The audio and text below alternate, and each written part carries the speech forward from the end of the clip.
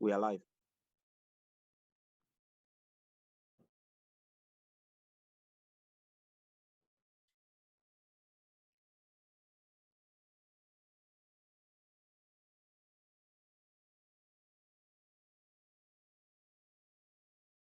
Brother, we are live on YouTube.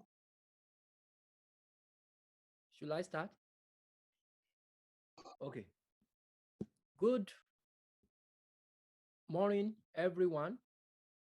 You are welcome to our financial management seminar for Reston New Year Revival 2022.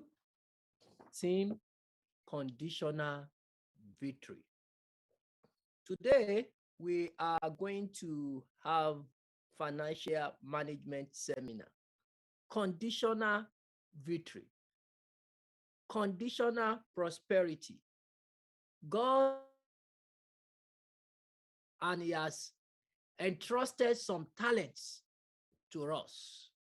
So how do we manage these talents, these resources? These resources are finite. How do we make sure that we are good steward? You remember the parable of the steward that was given in the Bible. So that is exactly how we're going to look at that today. Management seminar. So before we start, we want to call on Sister Blackwell to give us the opening prayer. Sister Blackwell.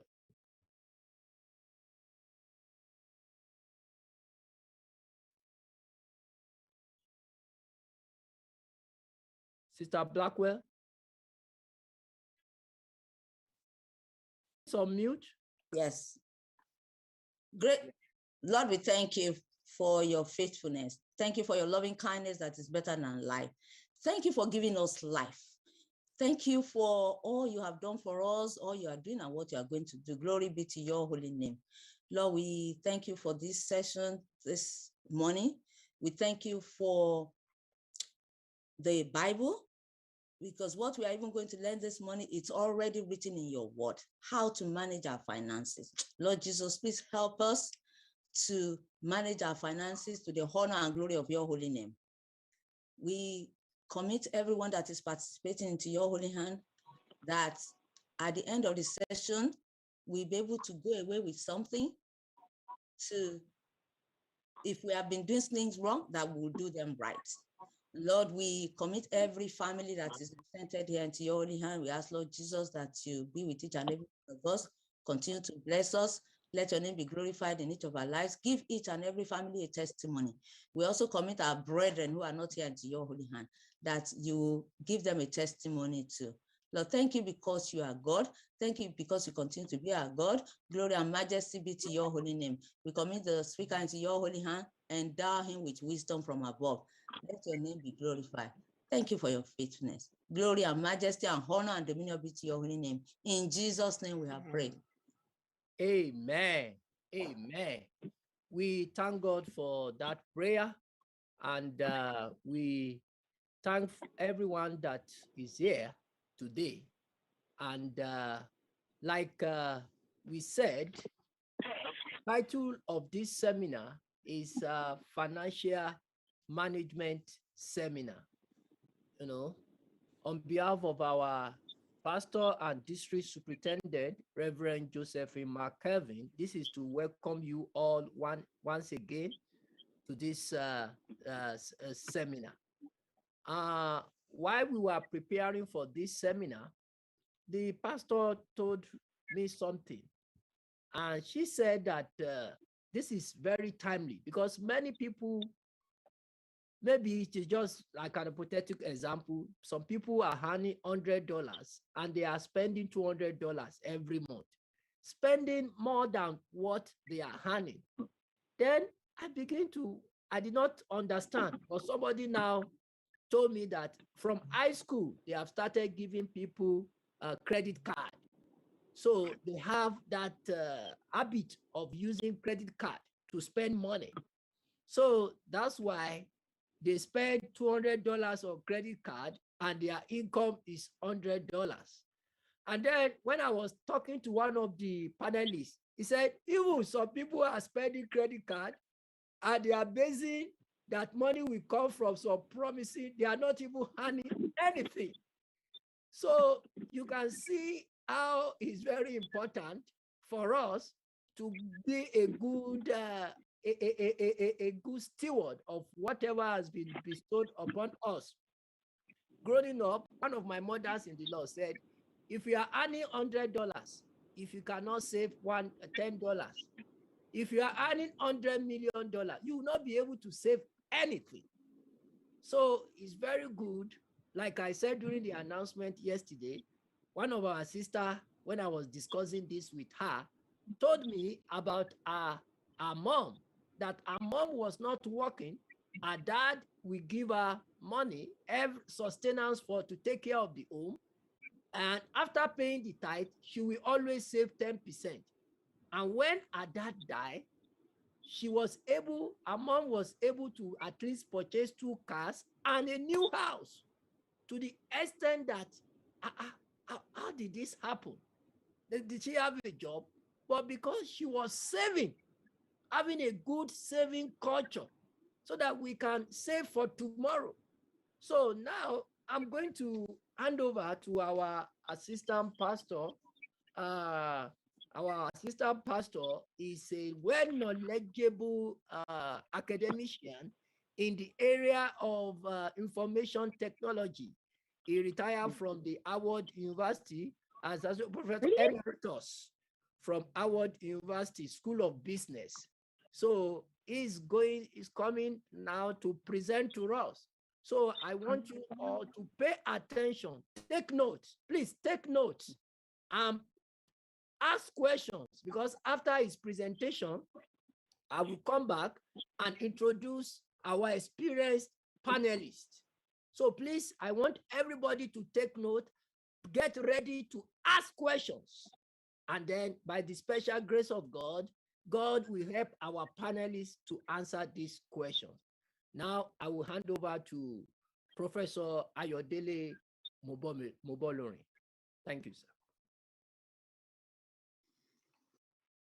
Thank you, Brother. Well, welcome each and everyone. And I just hope you can all see my screen. Yes, one thing that Bradari said, I think is really germane to our discussion. The seminar is about financial management, but I think the backstory behind that is what is your relationship with money and what is my relationship with money. One thing that we can be sure of is that our relationship with money will determine the will impact the quality of our lives. And as Christians, I think as Brad Dari said in the introduction, we are supposed to be good stewards. So basically, each and every one has to determine what their money mindset is, and we'll talk about that. Well, I'm not a financial expert, so let me put that out there. And one thing I think in going through this, I was thinking like a teacher, and you always have a prerequisite for any particular course or seminar or whatever it is. If you look on the screen, the maximum prerequisite says it's a public high school diploma, and that's what I call a PhD. So if you have a public high school diploma, you have a PhD as far as this seminar is concerned. And also one thing you should notice that it says maximum. So there is no minimum. You are qualified even if you do not have a formal education or you didn't do that, it doesn't really matter. What matters in that case is that you can get a master's in mentorship. And that means you come under a mentor who will guide you. That's all you need. And also on that screen, it says Google and Yahoo universities. Basically, you have a whole library, world of library on the internet. And somebody says everything is on the web. Yes, everything is on the web, but what I will say is that it's there. It's a big library, but there's all kinds of things in that library. There is no librarian that is going to help you plow through it. So you have to, whatever you see on the internet, you have to check the source and you have to verify. Common Russian proverb says trust but verify. But in this case, I say you have to check the source and you have to verify. So basically, that's what I would say. And one thing also is that the sister who prayed talked about the Bible. There are, when I checked, there are 2,300 verses in the Bible that mentions money or talks about money. There are 31,102 verses in the Bible. So that's about 7% of the Bible actually talks about money. So that's what I want us to keep in mind. Then the themes, well, some of these I was never taught in school. And we are looking at the intersection of your career and financial life. We are looking at how you navigate the financial landscape.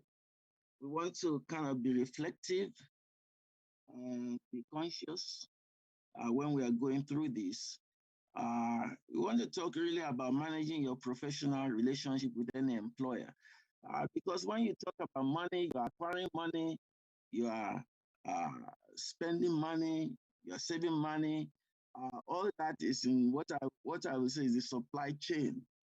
You need to acquire the money, and some of us will have to work for somebody. Some of us might have our own businesses. Whatever it is, there has to be a source. And then you have to take charge. And finally, you have to plan for your legacy.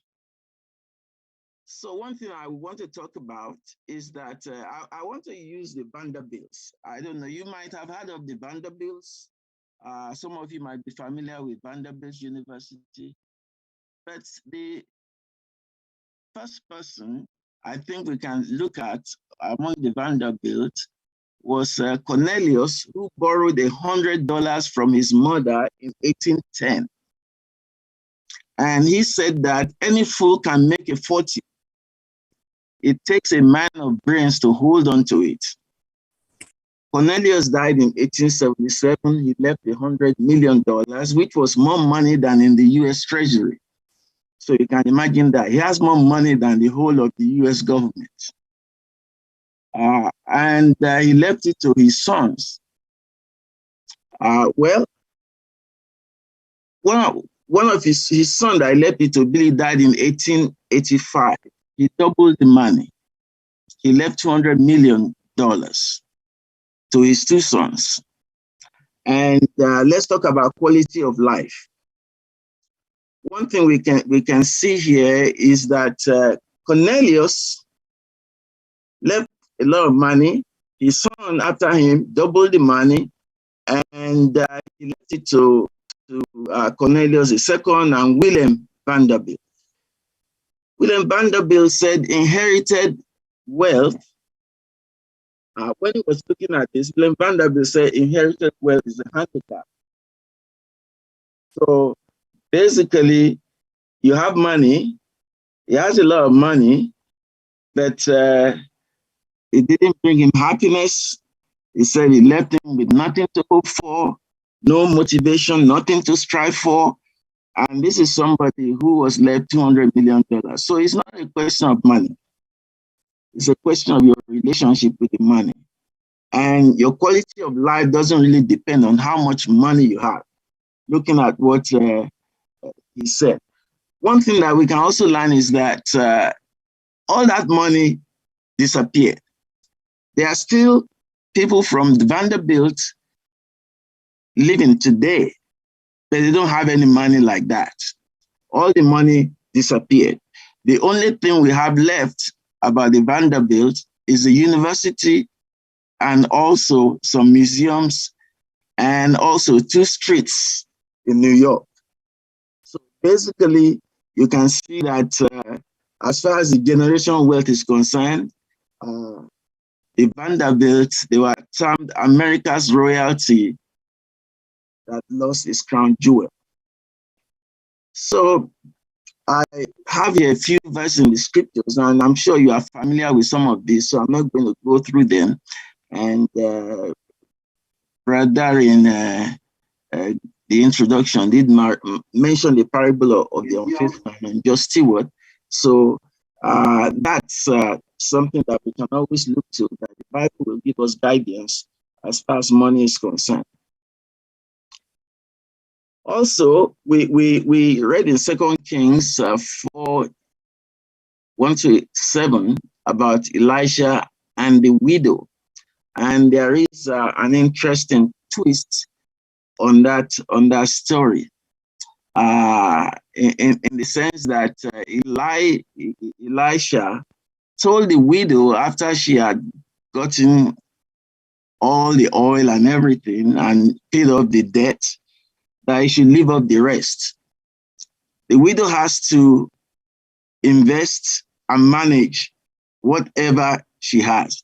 So that's what I will say about that. Also, sometimes there is a conception about women and money, and Brother gave us a very good illustration at the beginning. In Proverbs 31, in verse 16, it's talking about the woman. That was the topic of that chapter. So she considers a field before she buys or accepts it.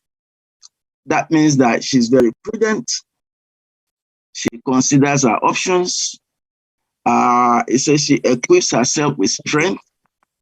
Well, spiritually, mentally, physically, she's fit. She sees that her gain is good.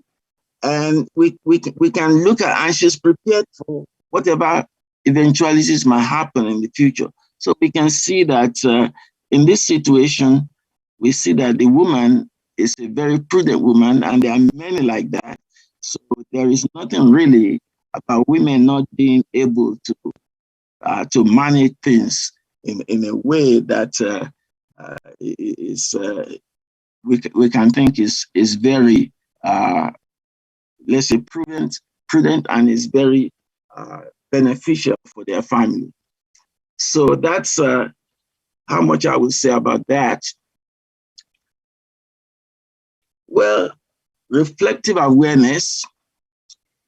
You have to acquire the money, you spend the money, you have to manage the money, and that depends on your budgeting and your mindset. So basically, each of these things, acquiring, spending, managing, we can look at in a spectrum. Some people might be lazy in acquiring money. Some people might be gluttonous in acquiring money. Some people in spending money might be miserly. They are hoarding money. Some people might be compulsive shopper. They are buying everything. In managing money, some people might be very careful, extremely careful, maybe too careful. And some people are disorganized and chaotic. So basically, that situation will say what your money mindset is. So can you change your money mindset? Of course you can. First of all, what do you do with money? And what can you do with it? Well, all of you might have different answers based on your money mindset. I will just leave that alone right there. But your money mindset is affected by your culture, by your family, how you are brought up, your friends, your experiences, good or bad. But you have to develop a stewardship mindset. And I think that's what's important in our discussion today, developing a stewardship mindset. And God gives us power to acquire money. He gives us the talents or the resources, as was mentioned before. And then you have to leave a legacy for your children. So you have to have a financial plan. Is there a right way to spend money? Yes, there is. You have to gain control of your finances. Here we introduce what I saw somewhere that talk about the 1% spending rule. Well, that's to control your urges or to control your compulsive spending. It says you decide whether to buy or not to buy. If anything is 1% of your gross income, then before you buy it, go back and look at your budget, which means you have to create a budget. To create a budget, you have to identify your necessities. You have to identify your wants. You want to identify your goals. You want to decide how you are going to manage your cash flow. That is income, outflow, expenditures. And one thing is that for you to be able to manage, you have to measure them. So that means that you have to be able to account for them. So that's the first thing about a financial plan. I will just talk about this. The story here is very similar to what was mentioned. You have a janitor. When he died, he had an $8 million fortune, which he left to his library, where he usually goes to read. He left it to the hospital that took care of him when he was sick at some point. And he left some of it to some other organizations. One thing was that he never had more than a high school education. I think that refers to what I said, the maximum prerequisite. But he was able to get a fortune of $8 million. How did he do it? He was working as a janitor. That wasn't much income, but somehow he knew how to manage his income, and he had a goal in mind. There's another contrary to that. James McCollum, who is a sports person, gave a story that said that a lot of athletes, we read about them, they earn a lot of money, hundreds of millions of dollars, but they live paycheck to paycheck. So that means that they earn more than, for example, some of them might earn about $2 million or $3 million in a month. An average surgeon earns about maybe $245,000 a year. And the athletes earning millions a month cannot live within a budget. They are broke. And when their career is over, they are destitute. So basically, it's a question. And then, of course, their lifestyle after that is impacted. So it's not a question of how much you earn. It's a question of how much you manage it. And one thing I would like us to imagine yourself in your 70s. I'm in my 70s now, but I didn't think I would get there so fast. Imagine yourself in your 70s and imagine how you will be living. I think you have to look at that and then decide what you should do now to prepare for that future. Because if God grants you long life, you are going to reach that future. But one thing I want to speak to is about families. When you have a financial plan, I will say that married couples should really plan how they manage money. A book written by David Bach says most couples finish rich. And he suggested that, well, you should avoid money conflicts. There are always conflicts in marriage. But one thing is that you have to manage those conflicts. If you are, as I said before, your money mindset might be different from your spouse because you were brought up in different families, you might be different cultures, you might have different experiences. The second thing is that you have to work together. If you're going to have a harmonious future, you have to work together, spiritually as well as financially. And I just want to introduce something here, which I found interesting by Miles Monroe, that says that where purpose is unknown, abuse is inevitable. And it applies in every situation. Where the purpose of a thing is unknown, then abuse is inevitable. And by abuse, it's talking about abnormal use. So we need to look at everything from that perspective. And of course, the secret of success, we are aware of that we commit our works to the Lord and commit our plans to Him. And then we can be assured of success. So that's then the big question: create a budget. Well, there are some sources there. I can give you those sources if you want them. But one thing is that you have to create a budget. If you don't create a budget, then your money will spend itself. I'm sure some of us are actually experienced. We have some money in our wallet. When the money is gone, we are wondering, what did we do with it? It looks like the money has spent itself. So a budget is for you to plan how you want to spend your money before it spends itself. One thing I will say is this: sometimes it's difficult to keep a budget. And so there are different styles of budgets. So you need to choose and adjust yourself or which style of budget suits you. And there are budgets, I've listed 6 over here that I found.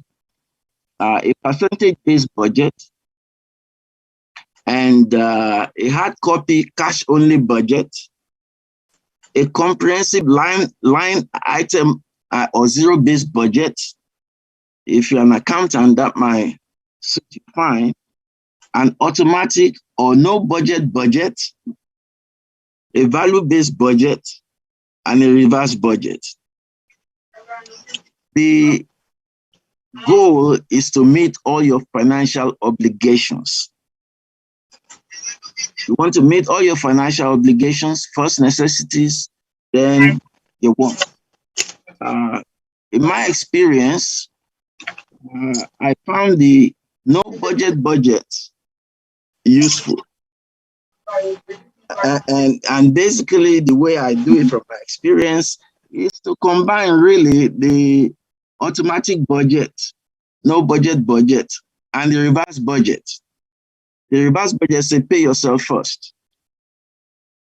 So you pay yourself first.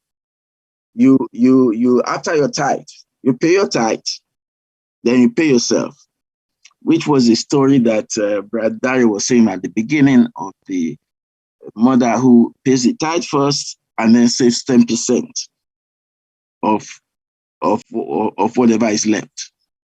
So you want to pay yourself first, and then I find the automatic budget a good way to go.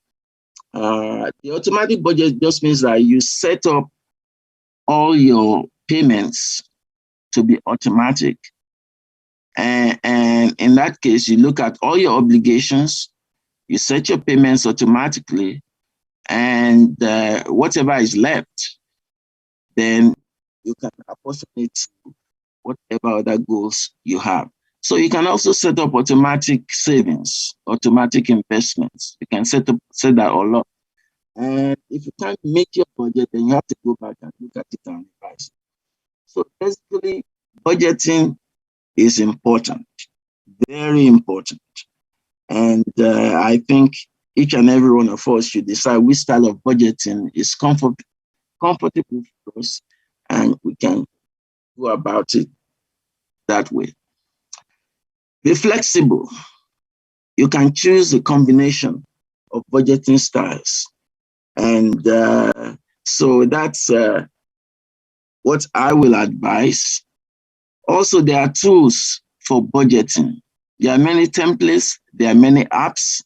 Your banks probably has that. One tool that I use is Personal Capital. They have a portal with a dashboard, and you can consolidate your financial life on that.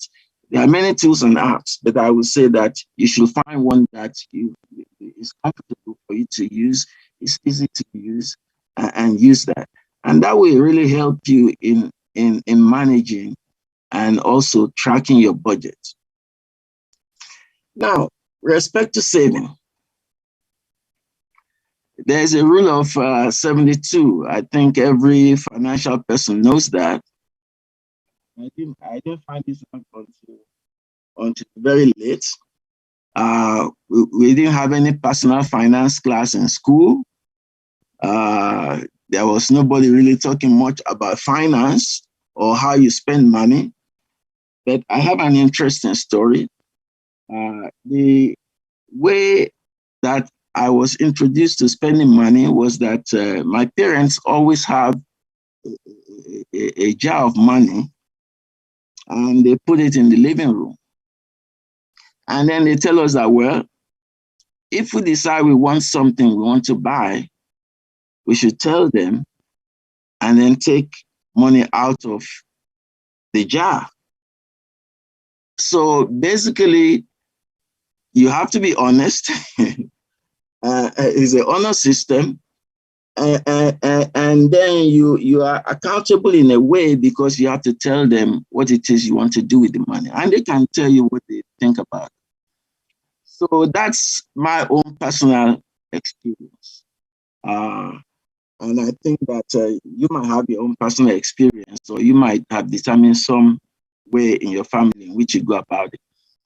But the rule of 72 say if you're having an interest of 2%, let's say your bank is giving an interest of 2%, it will take you 36 years to double your money. That means at age 20, you put in $10,000. At age 56, you get $20,000. That's how long it will take to double the money. Now, I don't know how much interest your bank is paying you, but the last time I checked, my bank was paying me an interest of 0.01 on a savings account. I think the highest I've ever earned on a savings account is 0.4. And one thing is this: if your bank is paying you 0.01%, it will take you, 7,200 years to double your money. So that will give you some idea. Now, if you're earning 8%, it will take you, if you're earning 8% interest, it will take you 9 years to double your money. So at 20, you put in $10,000.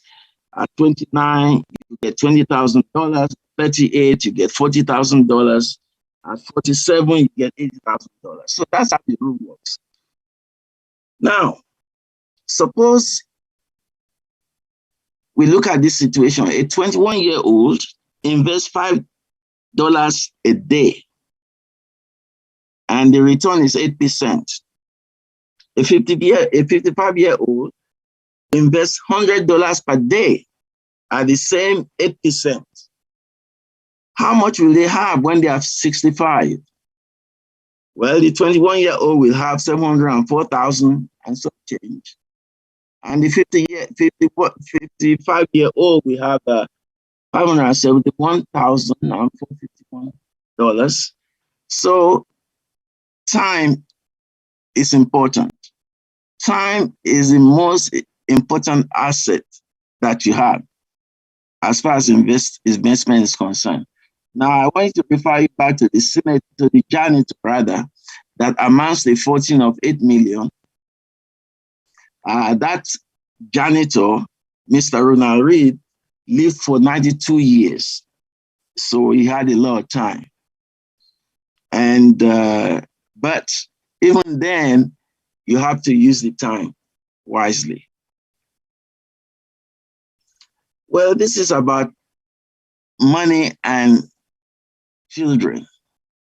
There are organizations that try to teach financial literacy to children, and I think that we should take advantage of that. I told you my story. It's called incomplete, but that's the background that I had with respect to money. And we should try to make sure that our children are educated with respect to money. It's part of everyday life. When you go shopping, grocery store, department store, it's an opportunity to teach your children about money. You can talk about the needs versus the wants. That will help them to make choices. It will help them to develop a mindset. The question is, can you afford it? And when they develop a mindset saying, can you afford it? I think it makes them think about what it is, how they are spending their money.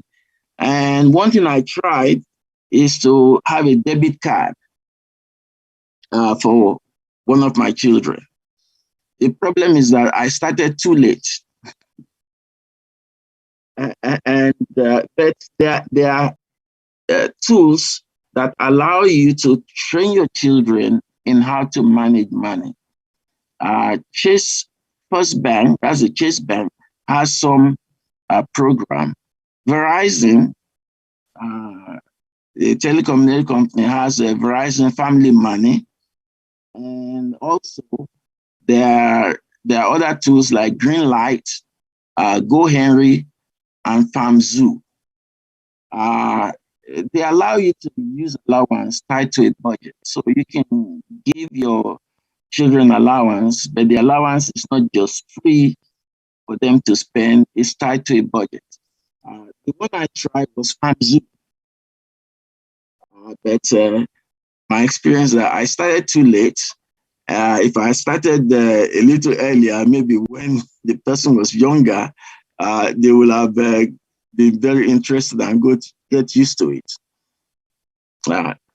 Well, in a budget, you have to track your budget. I asked a question there. When was the last time you actually balanced a checkbook? Balancing checkbooks is one of those things that you are required to do. But one thing is this is the electronic age. You're not going to balance a checkbook. You have to monitor your inflows and outflows. Avoid paying penalties. Paying penalties will kill your budget. And you can use tools and apps that allows you to kind of track your budget and make sure you are within your guidelines. Debit cards and credit cards, I think that was mentioned. Are credit cards bad? No, they are not bad. But the issue is that you have to understand how credit card works, and you have to work with it. You have to be aware of the minimum payments and how minimum payments are calculated, what paying minimum payments means, as opposed to paying the balance of the credit card that you have. The main thing I will say is that you should use your credit card responsibly. And I believe the government passed some regulations that says the credit card company must tell you how long it takes to pay off your debt if you are paying minimum payment. And I think that's something that you should look to if you are using a credit card and you are paying minimum payment. Look at your statement and see how long it will take you to pay off that debt if you are only paying minimum payment, and also how much interest in the end you are going to pay. So I will encourage each and every one of us to use an app or any tools that you can get your hands on to make sure that you can track your budget, your inflows, outflows, and your cash flows in the end every month. It calculates it for you. It makes your financial life simple. And so that's my advice. Let's talk about debt itself. Mortgage loans, educational loans, auto loans, home equity loans. And the bottom line is this: you have to strengthen your financial credit history. If you're watching television for any length of time, you will see people talking about credit repair, credit repair, credit repair. Basically, you shouldn't have to go to a credit repair shop. You should learn to manage your credit history, and every bank virtually has you can subscribe to the credit monitoring system that they have over there. Most banks have that, and it will tell you what your credit score is every month. So you can also track that to see how am I doing. The issue is that you have to have a strong credit history. One thing about mortgage loans, well, in 2008, the housing market crashed, and a lot of people were underwater with their mortgage. That means they owe more money than the mortgage is worth, than the house is worth. And some of them just walked away. The issue is that if you have most of your money, about 80% tied up in the house, if a financial crisis hits, then it becomes difficult. And so I think that's what we need to be aware of with respect to mortgage loans. Educational loans, my advice, don't go to an expensive university where you pay, you get a loan of $100,000 and you are going to be an elementary school teacher, and they are going to be paying you $40,000 or $36,000, and you have this loan of $100,000, $200,000. Don't do that. Be very careful about that, and don't take loans to go some of these private colleges that are just scams. All of them out there. Auto loans, negotiate your price. When you go into that auto shop, find out what the interest rate is. The first thing you want to know is what is the interest rate, not what is my monthly payment. Those people like to tell you, oh, your monthly payment will make it affordable. The issue is that what is the interest rate and how much car can you afford? So that's what I will say about that.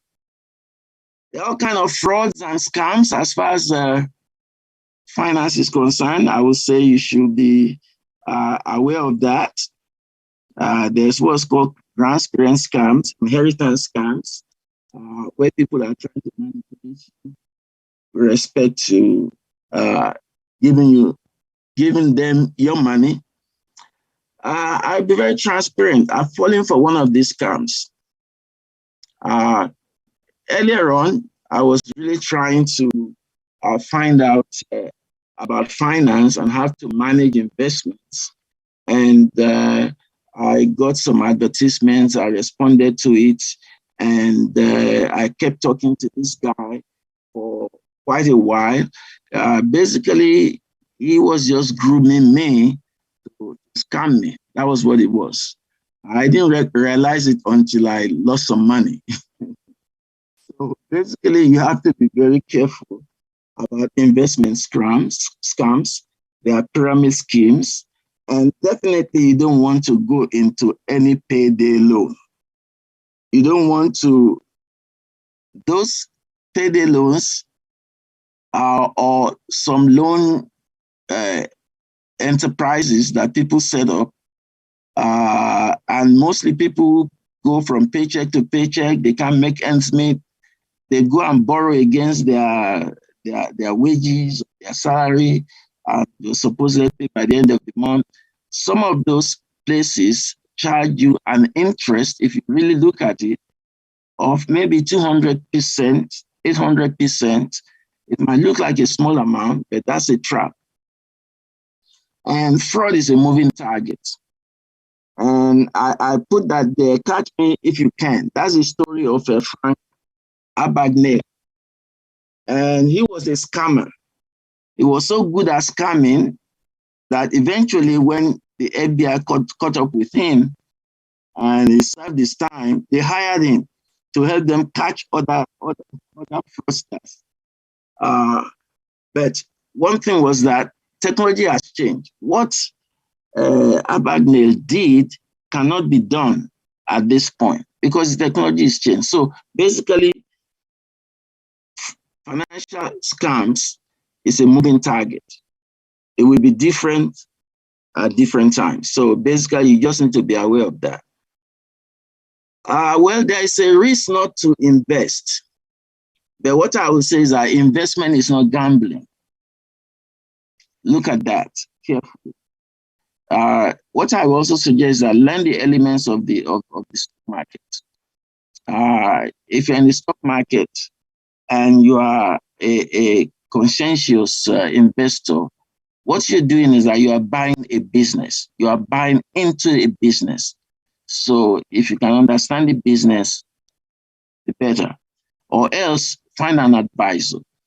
There are two kinds of advisors, really. There is a robo-advisors, just mean people who use technology to manage your investments, and there are human advisors, people who actually use their experience, whatever it is, to manage your stock portfolio. One thing is that there are different types of investments, and you can always learn about them and which one you have. But the important thing is to be able to have a balanced portfolio. Well, one thing is that you want to, in terms of acquiring money, it depends on your brand, and so you want to develop yourself to attract opportunities.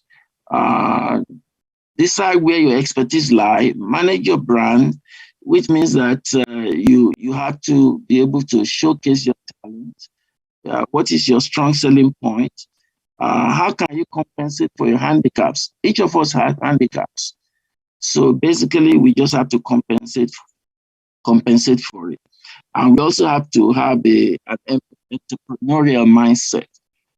You don't necessarily pursue money, pursue ideas, pursue important values, important goals, and the money will come. There are all kinds of examples of brands. Elon Musk, you can read about him, he's always in the news. Warren Buffett, you can read about him. Donald Trump. I mean, those people have brands.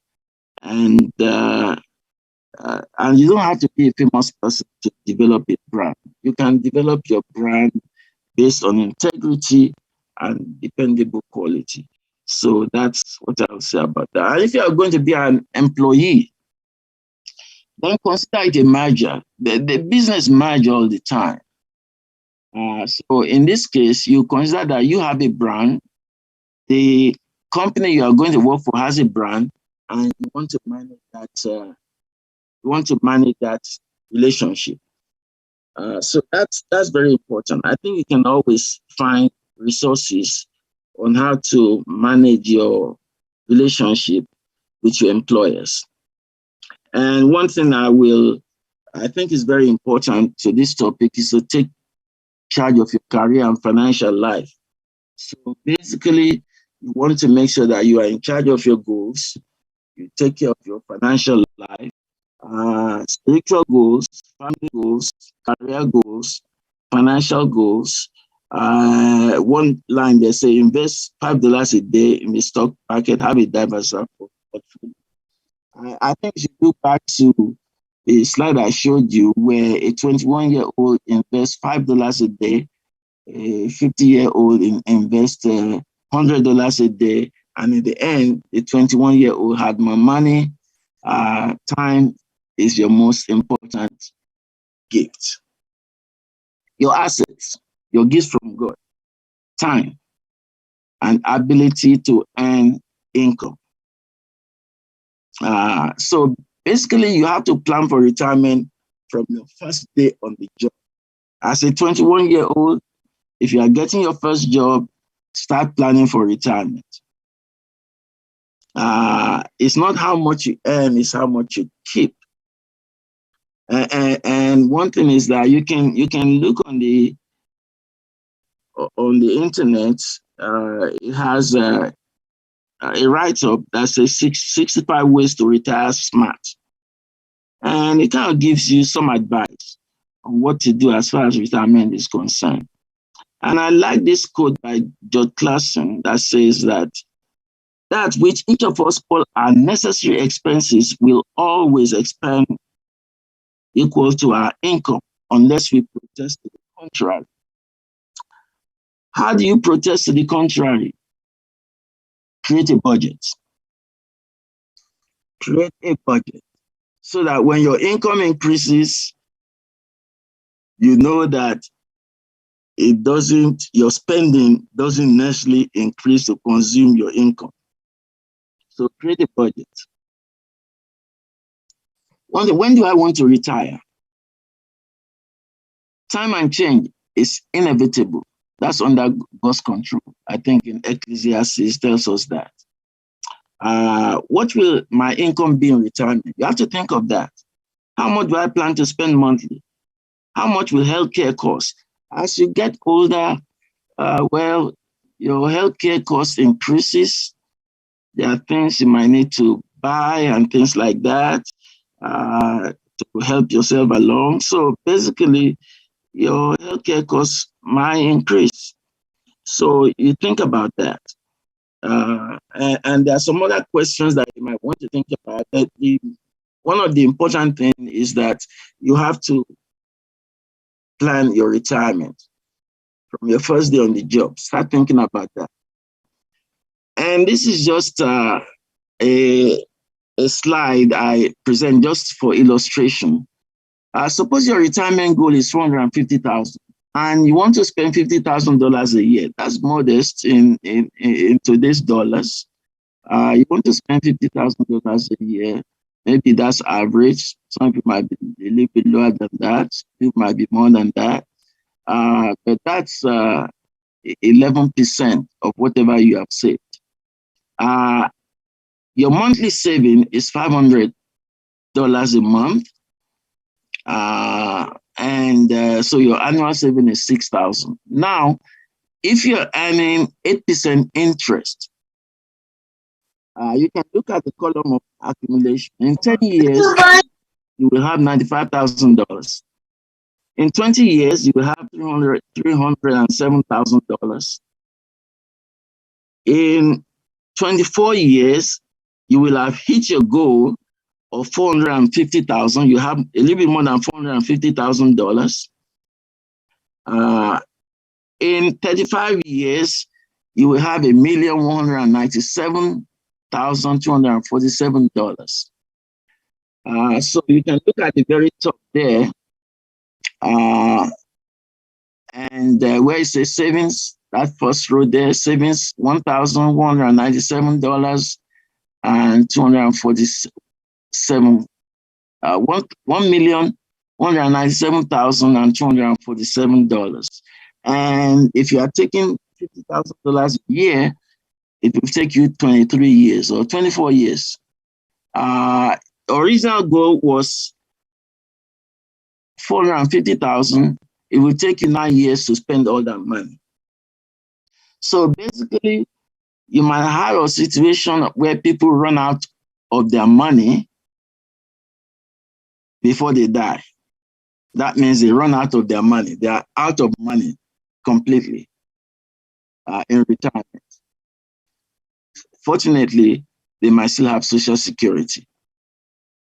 So basically, that's where it is. This slide is just about you're looking, if you're planning for retirement and you're working, then you have to look at how you acquire your income. Your employer, what kind of things your employer offers. Is it a competitive salary? What's the work culture? What's the environment? You have to look at, what I would suggest is that you have to look at the benefits package. Look at the benefits package carefully, study it, and make sure you know what your options are. Your employer might also have additional compensations. That's something you should not neglect.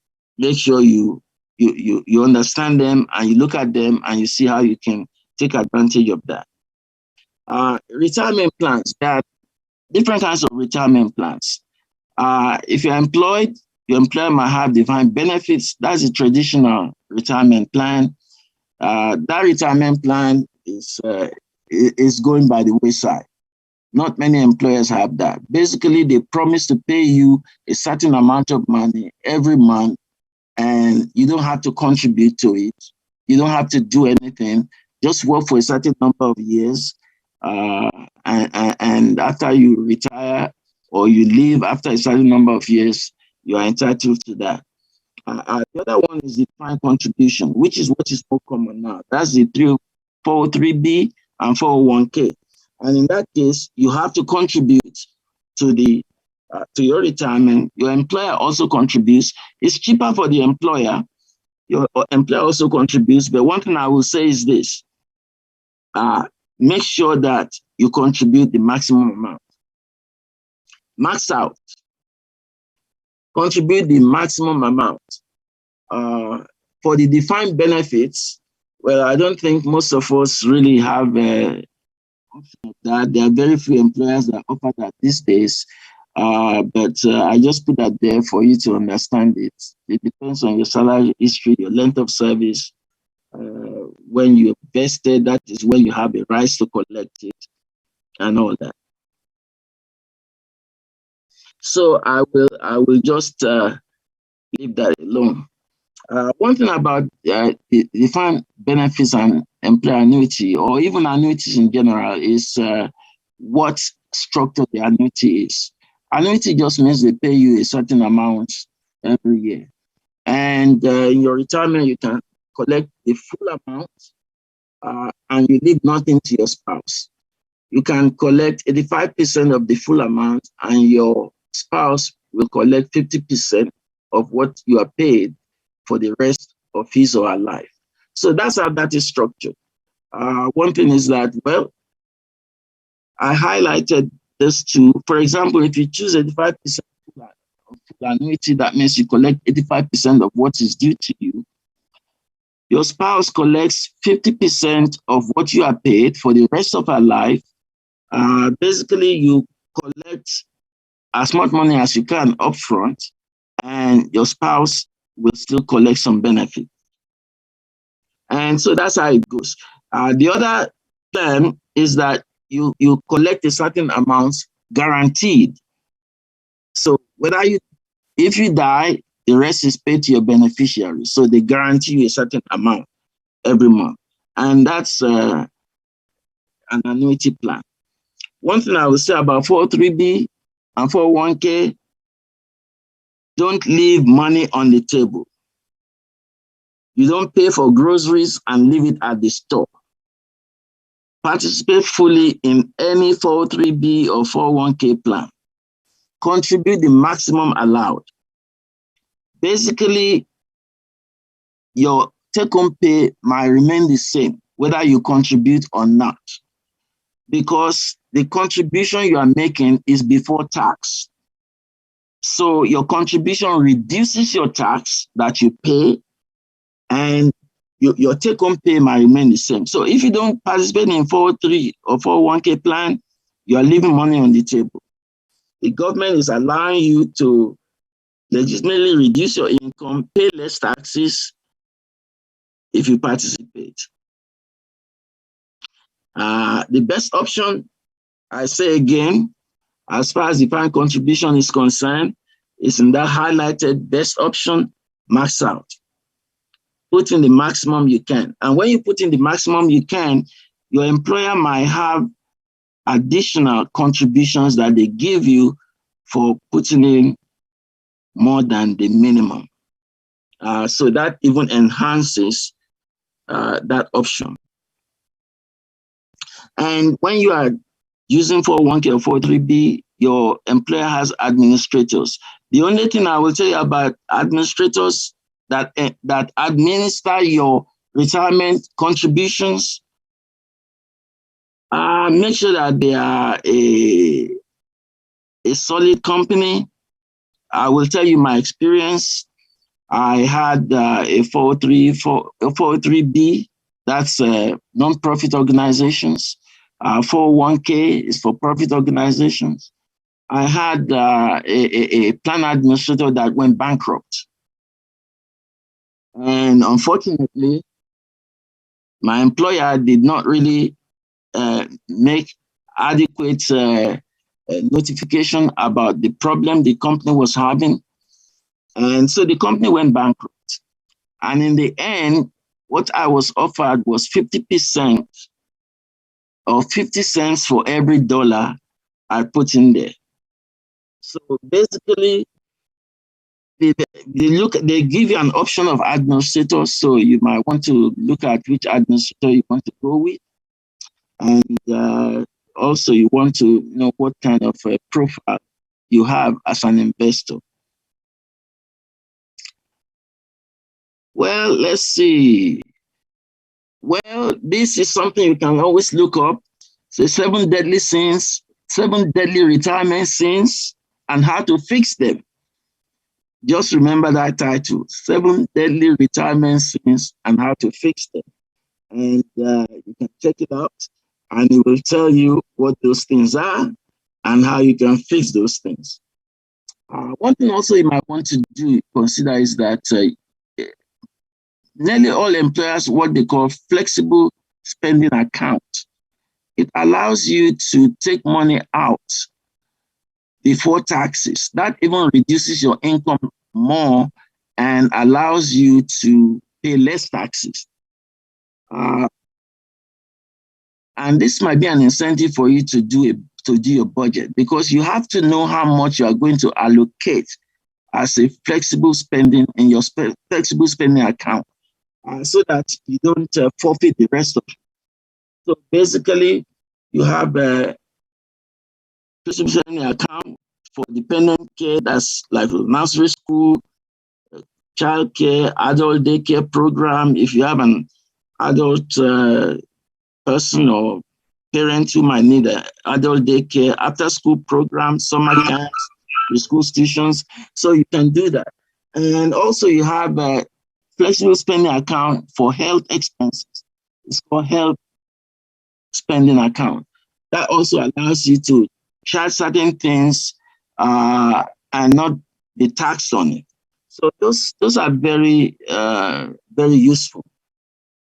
So basically, you have to think about your insurance. This insurance we talk about, can you carry it into retirement? Some employers allow you to carry your insurance into retirement. Some employers don't allow that. And one thing I want to emphasize, disability insurance. Make sure you have a short-term and a long-term disability insurance. I don't mind telling you this story, but I think Winnie wouldn't mind. When she had a stroke and she had to retire, she didn't have a short-term disability insurance. All she had was a long-term disability insurance. I didn't realize that. We never really talked about it.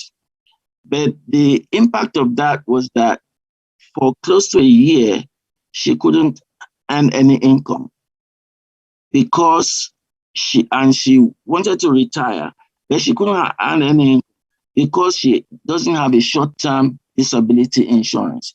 So basically, be aware of those things. Make sure you have both of them, and also make sure that you understand the terms of it. So that's what I would say about insurance. Two things. Can you carry the insurance into retirement? You have disability insurance. Also, please have a life insurance. And if you want to purchase other thing, additional one, that's fine. Have a basic life insurance that your employer sponsors. Sometimes the basic life insurance is valued at twice your salary. And the premium is paid between you and the employer. So you can also have your spouse and your dependents on those insurance, and it's cheaper for you that way. And also you might want to have long-term insurance, long-term care insurance. That's something that you might have because as an elderly person, you might need help in your house, and that insurance will allow you to hire help, which they will pay for based on the conditions. And if your employer offers that, I will advise that you take it because it's cheaper when you have it as a group. So that's, and also you can also always buy additional life insurance. The only thing I will say about that is that understand understand the terms of that insurance and the benefit of that insurance. So that's what I will say. There are different types of insurance. There is a whole life, there's term life. Just research those and find out what they are. Well, health insurance, I've talked about the health spending account. And also you want to know what kind of health insurance you have, whether it covers medical, dental, vision, long-term care, long-term disability, and all this kind of stuff. So you want to be aware of this because all these things impact your quality of life, they impact your financial life, they impact everything. So basically, that's why I will put them here. Also, you might want to look at other benefits that your employer has. For example, really, I didn't have any sick leave in the educational profession. They don't really have a sick leave as such. At least my employer didn't have a medical sick leave. But that's something that you can arrange with your department. If they can have somebody cover for you, while you're gone or things like that. Because when I had cancer and I couldn't go to work, I didn't have a sick leave as such. I just had to arrange with my department and have somebody cover the classes for me. And we've had people who had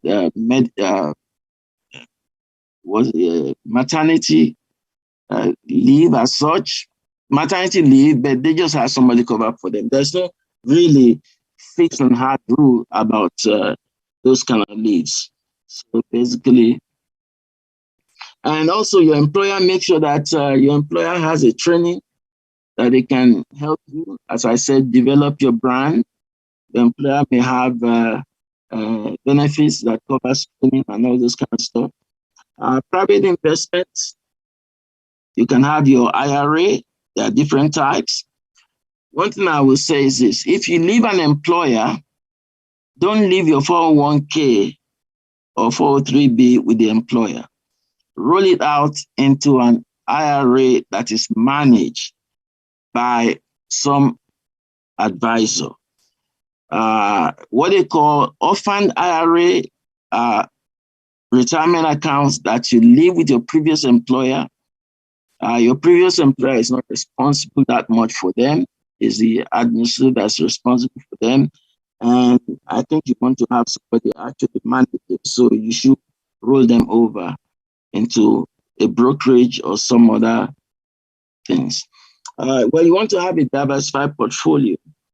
One thing I would suggest is that go to Schwab. Schwab is a brokerage company. Schwab.com, SCHWAB, and look for a form that says investor profile questionnaire.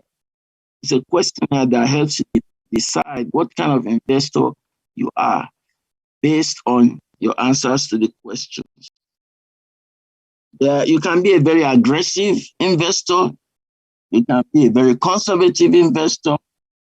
And it depends on what kind of investments you have and what kind you are comfortable with. There are several of them, and you can choose those.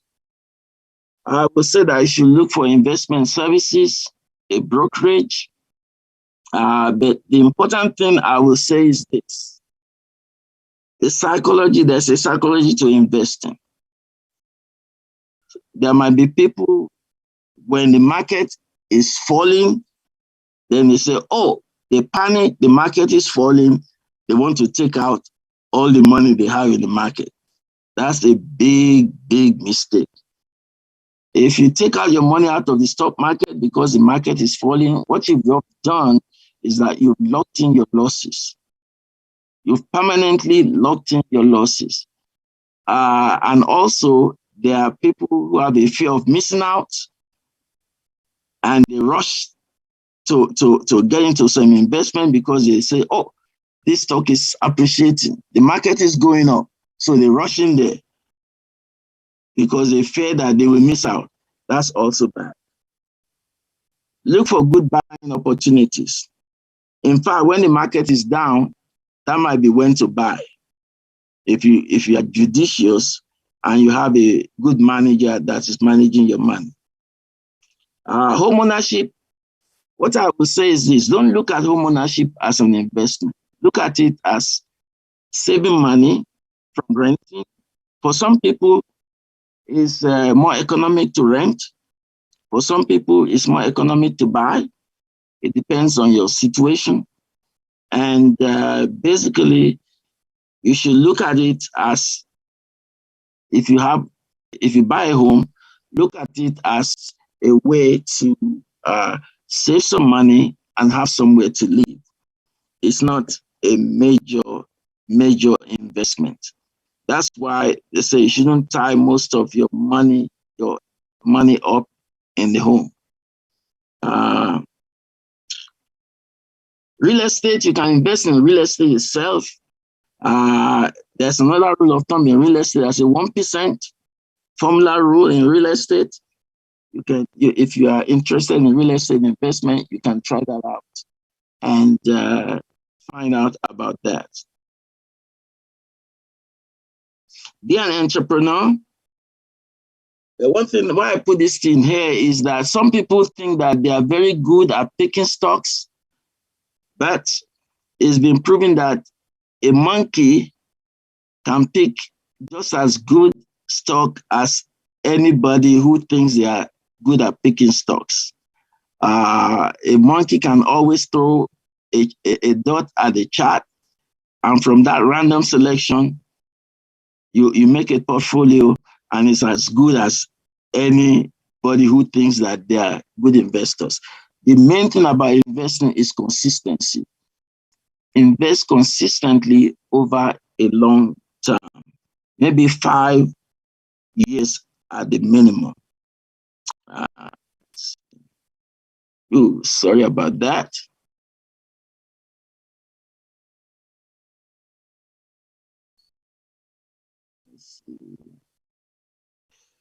Okay, let's see.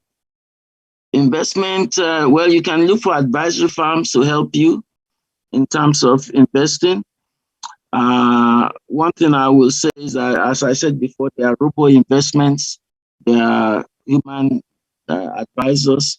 The only thing I will say is this: look for a fiduciary. Select only fiduciary. That means someone who is guaranteed that they will look out for your interest. They will not be looking out for commissions. There are two types of advisors: a fiduciary and a broker. With a broker, you are not guaranteed that they are looking out for your best interest. They might be looking out for how much commission they can get. A fiduciary is sworn to look out for your best interest, not what is just good for you. A broker might look at what is just good for you. It might not be best for you. So that's the distinction. It might be good for you, but it might not be best. But a fiduciary is expected to look for what's best for you. So select only fiduciaries. Track your budget, track your cash flow, and there are many things you can do to do that. With respect to retirement income, you have Social Security, you have pension, if you have one, you have the 401k, you might have other investments. Also, you need to look at your health insurance and see what you can do with that. Know what your options are with respect to Social Security. The only thing I would say about this is this: you can start collecting Social Security, I believe, at 62. And but also there's a full retirement age, which for me was 66.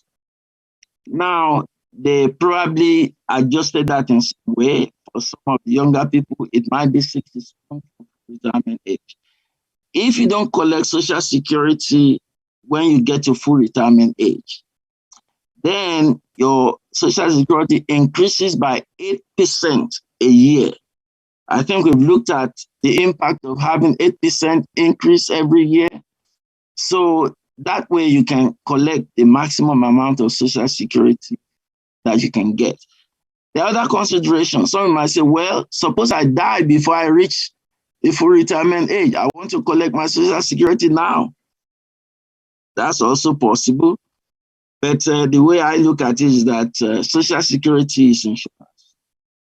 You might look at it the other way, but what I would suggest is that consult your advisor, consult an advisor on what might be the best thing for your particular situation. And well, even in retirement, you can have a markets-based IRA, you can have an annuity, you can have a combination of both. My advice is that check out all those options and you'll be able to do whatever you want to do. The thing I will advise also is that if you, last year they adjusted the age for you to continue to receive a contribution from your retirement, your 401k, IRA, whatever it is. Starting at age 72, you must withdraw from your IRA. Before it used to be age 70 and a half, but you must withdraw at age 72. You are required to withdraw what they call required minimum distribution. If you don't if you don't take it out, they give you a penalty and they tax you. So you have to take it out. There's also a qualified charitable distribution, which means that they will deduct a certain amount and send it to your charitable organization that you select. You can pay your tithes that way.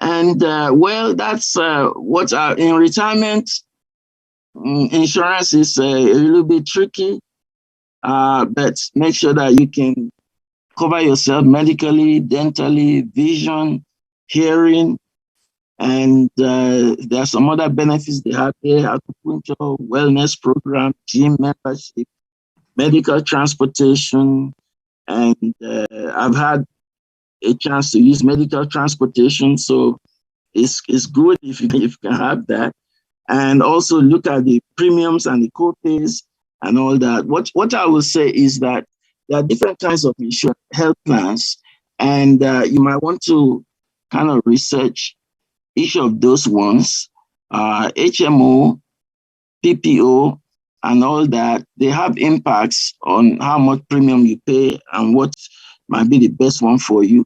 You might also want to look at affinity groups. If you're a member of a union, if you're a member of an organization that like AARP, they sell group insurance. So you might want to look at that. I also want to see the Obamacare health market if you want to do that.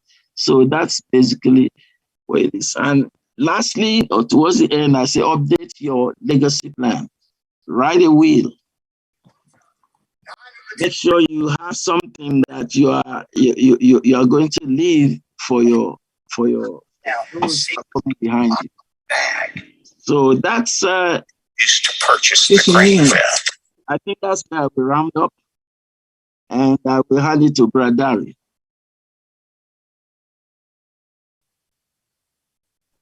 Thank you very much, Brother Ayo. This is very comprehensive. Thank you very much, sir.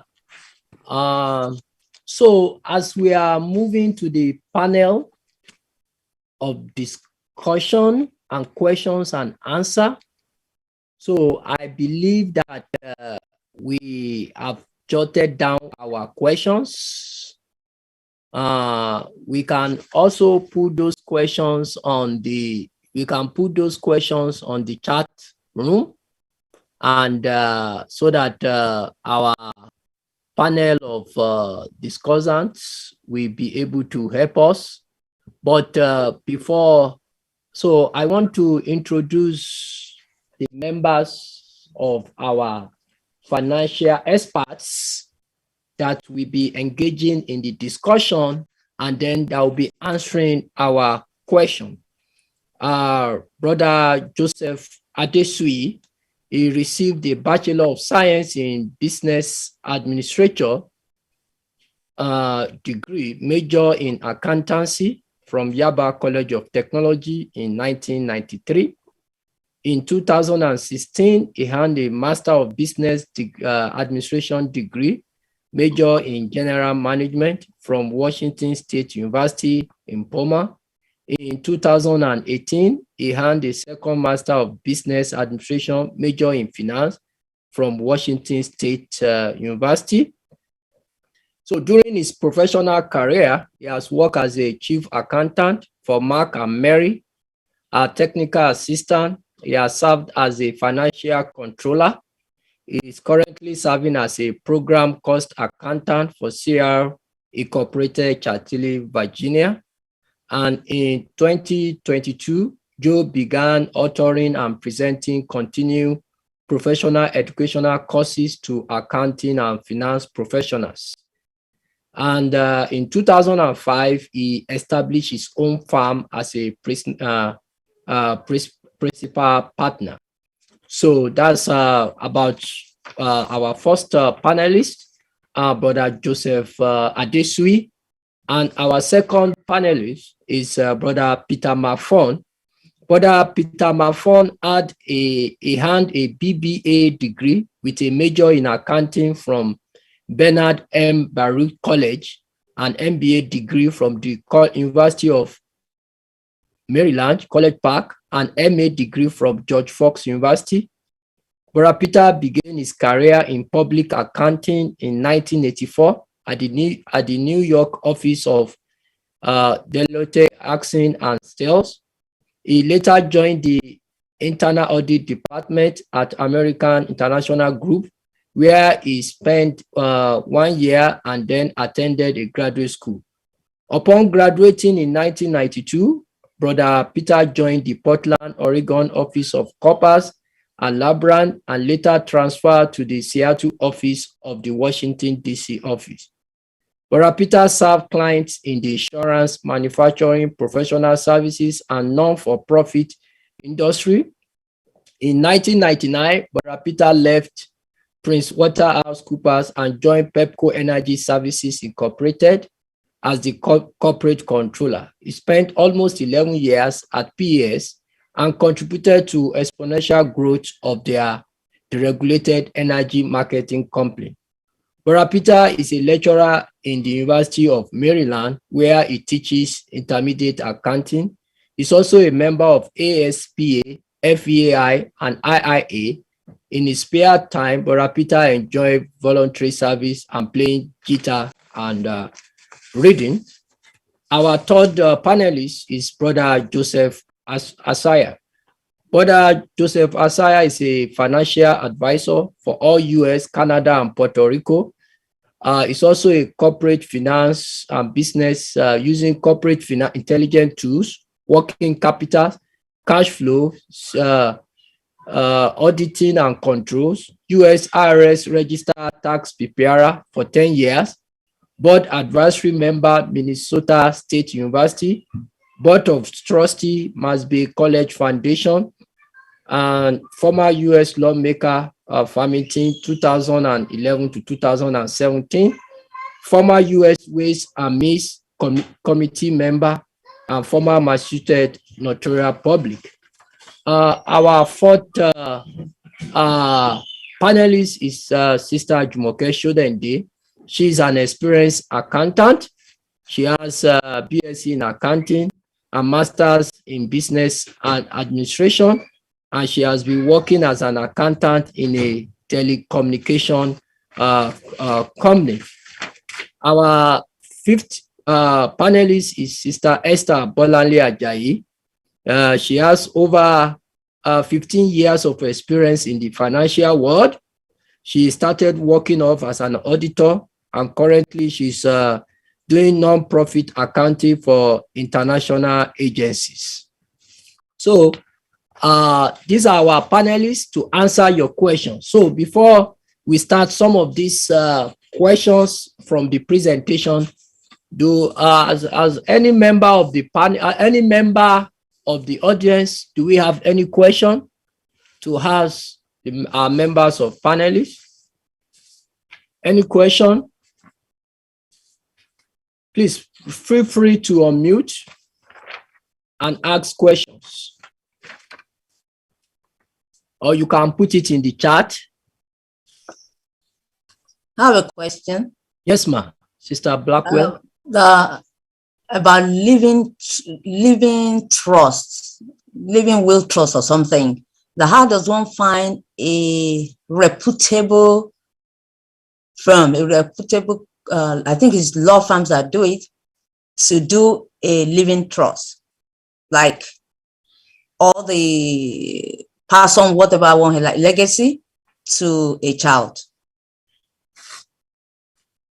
Any member of the panel that wants to answer?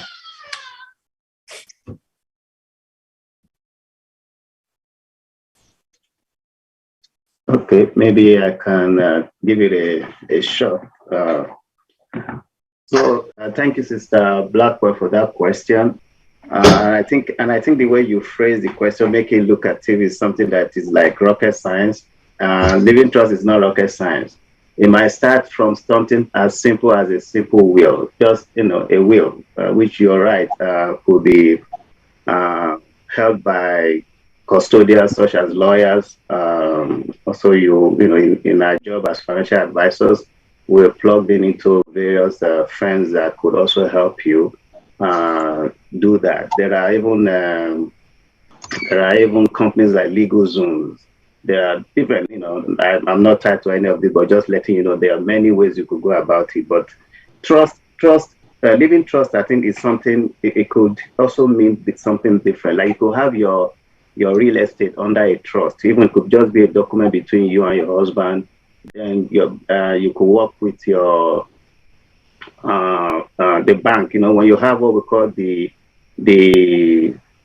I'm trying to they close. When you buy, say for example, when you buy a new property, and then you have the people who do the underwriting of your property. In those process, sometimes you could, if you express your what you want, they could have your real estate also under a trust, and there's a trust certificate that could be issued here. And once you have such a certificate and it's on record, anything you do with regards to that property, including maybe taking a home equity loan of credit or anything, the system will flag it that this property is under a trust. So which means if one of you cannot make a decision about that property, it has to be a joint thing. So trust also can also come in the form of family coming together, organizations coming together, and then coming together for a particular cause, and then have a trust that could be built for such particular trust. Another could be maybe when you have, let's say, 2 or 3 children and you want to leave some money for them, maybe $1 million. You want to determine when that money should be spent, maybe when they are 18 years of age or when they are 20 years of age. So there's different complexities to it. It's nothing, but it is something. It is very, very specific.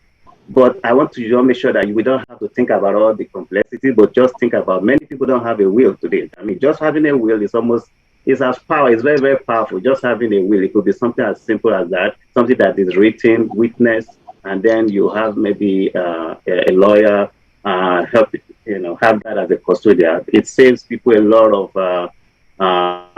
legal issues if something will happen, because then the state becomes the person that will have to decide what happens to your real estate, which most of the time might not go the way you might have wanted it to go. So I just want to say that there's many complexities to trust, but let's keep it on the simple side. To say just having a will, it helps, because many people don't have it today. So. Yeah, if I may say something, this is Ayodele Mobolori. Thank you, Brother Isaiah, for what you said. A will is very important. I attended a seminar once where the issue of who is the executor of your will. And one thing that was advised is this: you have to know your family dynamics. If you leave your will and you have one of your children as the executor, what is the dynamics in your family? Because the person who is the executor might do certain things that will create an issue in which there's always a dispute as to what's going on. So I would suggest that one thing you might want to do is that you might want to, first of all, write out what are your goals? What goals you want to achieve with your legacy? And then you want to, as Brother Isaiah has said, you want to have an executor, but be very careful how you do that. If you look at all kind of court cases going on about wills and all that, I think, or even a trust might help you out with that. But you need to consult and see exactly what you're going to do. But make sure you know what your goals are, so that when you talk to somebody, you can tell them what it is you want to achieve and how you can achieve it. I'll just give you an example. I have an extended family in Nigeria. They were in court for 41 years after their father died.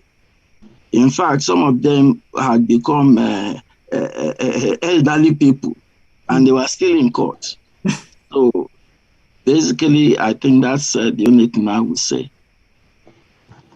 Thank you, sir. My name is Joseph Adeshui. In addition to what Bra Asaya and Bra Mubolunin have just said, I just want to say that the will is also, just as it has been rightly said, is very critical. when I was writing my thesis. I think that's what I also wrote on. This area has created a lot of problems. To answer some of this, we have some of the firms that are doing that to directly answer the reputable organizations. We have a Rocket Lawyer, we have a Legal Zoom, we have a US Legal Form, we have a Law Depot, then we have a Lulu, then we have a Find Legal Form, Free Will, and so all likes. The important thing is that we just need to look at their profile.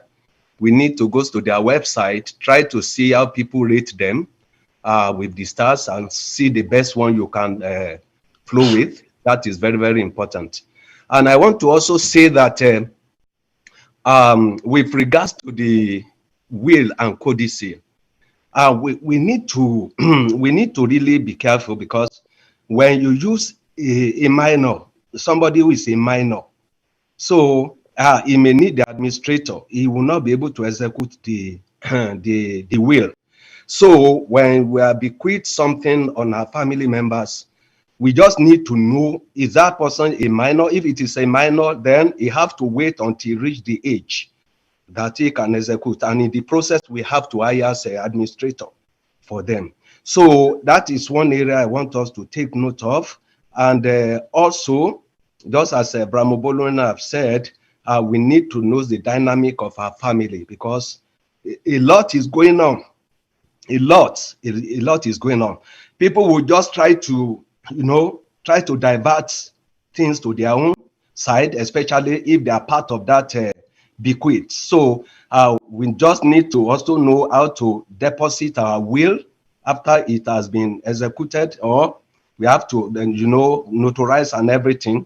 We need to also try to deposit in a reputable lawyers that can represent our interest at the end of the day. So everything will work out fine, even after we might have left here.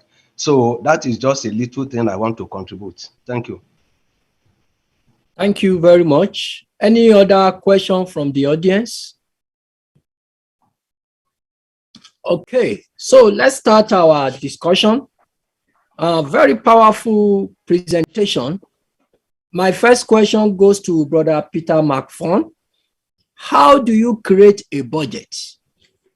I know Brother Ayo gave a 1% rule, that is to say that before you can spend anything that is above 1%, how do you create a budget? How do you ensure that you are not spending $200 and you are just earning $100? Brother Peter McFawn. Okay, I know we don't have a lot of time, but Ayo did lay out several tools or methodologies for creating a budget, so I'm not going to go through those. We did do a conference somewhat like this last year, and I did send out a budget model that covered a few things, just kind of looking at a budget and figuring out what your net worth is. So that's available, and we could also provide that to the audience. What is a budget? A budget is simply a planning tool. I don't want us to overstate what a budget is. It's a planning tool. You're estimating how much your income is, how much your expenses is, which equates to your cash flows. And you want to make sure that that planning tool serves as a gauge. So you do a budget in advance, and then as the year unfolds and as time moves on, you try to do some level of comparison. It's not a science, it's an art. So there's nothing perfect about it, but what it is, it's sort of a protection to just make sure that whatever earnings you think you should have in order to have a good life, a reasonably good life, that earnings is coming through, and whatever expenditures that whether it be fixed expenditures or variable expenditures, that they could be covered by your income, so that your cash flow, you have positive cash flow at the end of every month or the end of every year, and then you can build wealth. So it is something important. I don't want to go through the whole mechanics, but what I would say is there is a tool that we do have. I will send it to you, Brother Darren. We could share it with the audience. It's an Excel spreadsheet that at least it's a starting point that someone can use to begin just putting in numbers. Saying, okay, this is how much I'm earning. This is how much I'm taking home every month. And here are all the different expenses that I have. And I think it's a good exercise to go through because sometimes it'll surprise us where our money is going, or where did our money go at all? It's like, I'm getting a paycheck, but I'm not sure how come I don't have enough cash building up in my savings account. So by putting it on a piece of paper, you could actually see what is my earnings, my net earnings every month that's going into my bank account. And on average, this is what's happening every month. Now, some things don't happen every month. Maybe property taxes is once a year, etc. But it's good to put it on paper. And of course, put it on paper. By that, I mean, we do have an Excel spreadsheet that we can send out as a tool that someone can use. So I guess in summary, I will say this. I don't want us to overthink and overemphasize the budget. It's just a control mechanism. It's just something to help you manage your finances. It's an art. You have to be flexible with it. And again, but I laid out several ways to do it. And we won't go through those again. But one way I could do is just send out what I call a budget model in Excel. It could be a starting point. And then you could explore some of the other methodologies that Brother Io laid out in that one slide as to how to go about it. But I do feel that especially whether you're single, professional, married, young married couple or mature married couple, I think it's important to just know how much money I'm earning and how much where's the spending going and how much I'm saving. So I know there's much more detail, Brother Darren, but it'll take too much time, but hopefully that's a starting point for something to think about. Thank you very much, Brother Peter McFawn. Please, if you need this, some of this material, send me by chat your email, and we shall be sending those all the materials, then the Excel sheet for budgeting that Brother Peter is talking about. And then this simultaneously, this program is being streamed. So after today, you can go and watch it on Apostolic Faith DC YouTube page. Just type today's seminar. Brother Folari has a question before we go. Brother Folari has a question. Brother can I add, sorry, Brother Dari, can I add to what Brother McFawn just said? Yes. Yeah, it's about budgeting. It's always good to be a budget analyst. Just analyze your income with your expenses. But there are a lot of budget apps out there, and I have few ones here. One is Mint, MINT. So it's a budget. It's a basic budgeting. It has basic budgeting features, and it helps with handling your bill payment and credit card. It helps to monitor your credit card spending, and this you can sync it with your account, with your checking, savings account, credit cards, loan, and if you have some other investment portfolios. And there's another one Brother Ayo talked about, which is the personal capital. So you can also get the app because it helps to track your wealth and spending, and it's good for portfolio breakdown if you have like shares and some other investments. So this is a very good app for you to actually download on your phone. It's mobile, so you can easily check whatever your spending is, wherever you are at any point in time. So there's another one called Honeydew. This is budgeting for partners. So if your spouse, you can have this app on the phone, and you can as well sync it with your bank account. So this will help you monitor your credit card, your investment as well. And it also helps to categorize your expenses on a daily basis. So these are very good apps that you can look into, and it's going to be helpful. Thank you. Thank you, Sister Jumi. Please, can you help us put in the chat those apps? Thank Okay, you. I will. Yes. So, Brother Folarin, sir, your questions. Thank you very much. Unfortunately, I didn't log in when that was the time for the question. It has to do with the transfer of 401k from, for example, if you're with an employer before and you are contributing to that portfolio, and after some time, maybe for a reason, you leave that job and then you move to another job. Now, you also established another account with a new job. Now, what is the wisest thing to do in terms of leaving that account in that former portfolio being managed by the former employer, or transferring it to the new account you just opened with your new employer? Let me correct myself by saying that it wasn't being managed by the former employer. I think it's managed independent of that employer. But my question is it wise to transfer it and have it only in one account, or you can have it as separate accounts? Maybe I can take that question, and then if any member of the panelists have something I missed, they could chip in. Thank you, Brother Folarin, for that question. First of all, like what Brother Ayo did say about 401k, 403b, there are very, very good programs set up by our employers because of lack of pension and all of that. It's a very good thing for us to take advantage of. But what many of us, or many people do not understand or know, is that it's still not protected. It's not a protected portfolio. So, which to me is raise a red flag. We're expected to retire and look back and rely on our 401k. Most of everything about the 401k is subject to the ups and downs of the market. When I do analysis with my clients, so I see an average of 375,000 of people of loss. By the time you put in your 35 years of service, because of the ups and downs of the market. So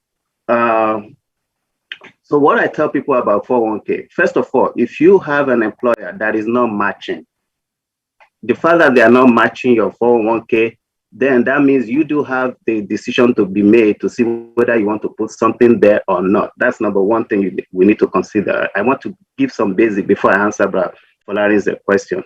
So when they are not matching, that means you're putting your 100% capital into a market that is now subject. So when you have hit and loss of the market, it bumps into you. When you lose money, you need 3 times the effort on an average to make it back. And because of time that doesn't stay with anybody, most of the time you don't make it that well, unless you start so young, maybe from 19, from all of that. But most of us, we're all immigrants, first-time immigrants to this country. And that's why I'm more on the conservative side. Even I'm an advisor, I know many other instruments, but I decided to focus on more conservative because we need to protect our money. So if your employer is not matching, then you want to look for other options of investing your money instead of going to 401k. Now, if they are matching, which what Brother Folarin just said is applied to me. I recently just changed my employer after 16 years with my former employer. So, and I'll tell you what I did. So if they are matching, my former employer was matching 100% of 6% gross of my income. That is free money, no brainer. So, which means when I put 6% of my gross in that portfolio, my employer will put 100% of that amount. So it's no brainer. I did not put 6.1%. I did not put 7% because anything above that is money that I'm throwing into the market. So now the matching helps to bump any ups and downs in the market. It kind of gives you that buffer, so that was why I did that. So when I changed now, which is driving to what Brother Folarin is asking, now what is the incentive for me to move my money into my employer's new portfolio? There is no incentive to do that. If there was an incentive to say, oh, bring your money from your own employer and we give slam you with 15%, 20% of credit on your principal. Yeah, I could probably would do that, but there is none. But if we roll that money into the new employer, what happens? You put all of that money again into the ups and downs of the market, right? That is what is going on. There is no incentive. So I did not roll it. What I did was to pick a portfolio. There's a portfolio that which is an annuity that will not be subject to the ups and downs of the market. That has a what would I call shock absorber. That when the market is going down, it doesn't affect my portfolio. It goes with a plateau and an upstream, which means if the market is going down, I remain flat at a zero impact. But when it's going up, I have a particular percentage that the portfolio will be accumulating. That is the best way to secure it. So what means if I put 600,000 in that portfolio, I am sure that by 10 years time, I will not be meeting 550. I will not be meeting 550, 599, but rather I'll be meeting something above that, up to $1 million or whatever that is. So that is the way, that is the approach I, because I knew about this instrument. So yeah, rolling it, you have to look at it. Why are you rolling it into that place? Because when you roll it, it keeps the same level of strain that has been what, you know, and you might just lose your 600,000 could be something else if the market goes down, because it's not protected. Our 401ks, our 413bs are not protected, but they are just the gains in the market are what makes up for some of the losses, but sometimes the losses are very, very impactful. So that is my assessment and advice on that. That, you know, you look for a smart way to put it. Thank you very much, brother. Thank you. Sorry, sir. I have a follow-up to that. Assuming, and I really much appreciate your input, brother Joseph. Does the same wisdom apply to deferred compensation? Because for deferred compensation, you are just taking a percentage of your salary and putting it away, and it's deferred by tax. So does it apply? Does the same principle apply that you just explained right now? Assuming somebody moved, is it also is it advisable also to follow the same investment wisdom you just gave right now? When it becomes, I'm shifting away from 401k right now. I'm focusing on deferred compensation. So the deferred compensation is it with regards to, because I know you work with the state government, right? But still. So of course, that any word, the word deferred is all about taxation, correct? Right? Mm-hmm. It's all about you're talking about the tax impact. Am I? Yeah, that's what implies to deferred compensation. Thank you, sir. So thank you for bringing this question, because that's also another aspect with regards to when you need to roll this money out. For your information, I did not take the money out of whatever tax benefit it is enjoying, because it won't be wise to do that, because I'm not yet 59 years old. So that will have been slammed with 10% penalties, the taxes and all of that. So you can move this money into the same instrument, I'm telling you, that enjoys the same tax benefit. So which means it's applicable to your question with the deferred compensation and all of that. You move instrument from qualified to qualified. You don't move from qualified to non-qualified. You can only do that maybe if you are above the age of penalties and all of that. And also, if I brush a little bit, it's like, when do you want to move away from that deferment, like the shelter you're enjoying? You have to understand what's the dynamics. I'll give you an example. I still work in the corporate environment. So if you look at my gross, if you look at my earnings, that definitely always shoots my tax bracket to some crazy level, right? So why should I want to pay tax on most of my deferred instrument by now? No. But by the time I retire, and I'm like, hey, hello, I'm no longer working, I'm a retired guy, and this and all of that, that brings my tax bracket a little bit down, right? Or even significantly down. So it's like paying your tax on a cob of corn, or you're paying your tax when the harvest is all yielded and you have a whole field. You know, Uncle Sam is going to take that tax one way or the other, but you get to decide, should I pay tax on just the cob of corn now, or I wait on the cob of corn becomes 10,000 maze around. So that's how you have to understand those tax implications. Yeah, so I think, yeah, I would say move it from qualified to qualified. Don't go non-qualified unless you have a reason to do so, or is you are qualified to do that. Thank you very much. Yes, sir. Thank you, Brother Ayo. Any addition? Thank you, Brother Folarin, for that question. Well, the only thing I will just as an emphasis is that don't take money out of a 403B or a 401k and put it into your account.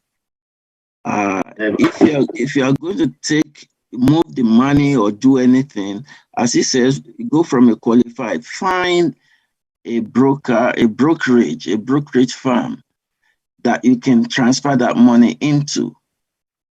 If any money comes to you, if it passes through you, even if you think you are going to give it to some, they pass it through you, they write a check to you, immediately the IRS will slap you with a penalty, as he said, 10% penalty, and then they'll tax the gross. They won't tax the money after the 10% has been removed. They'll tax the money before the 10% has been removed, then they remove the 10%. So basically what I will caution is that if you have money in an instrument like that, or not, don't let the money be sent to you directly. If the money is sent to you directly, you're in trouble. And also, if there's a hardship, you think there's a hardship. For example, when we wanted to buy a home, I borrowed some amount against what I have in the 403B. There are regulations that allow you to borrow a certain amount, a certain percentage of what you have. If you have a medical bill, or if you want to buy a home, or what is considered hardship, the catch is this: it's your money, but you have to pay it back.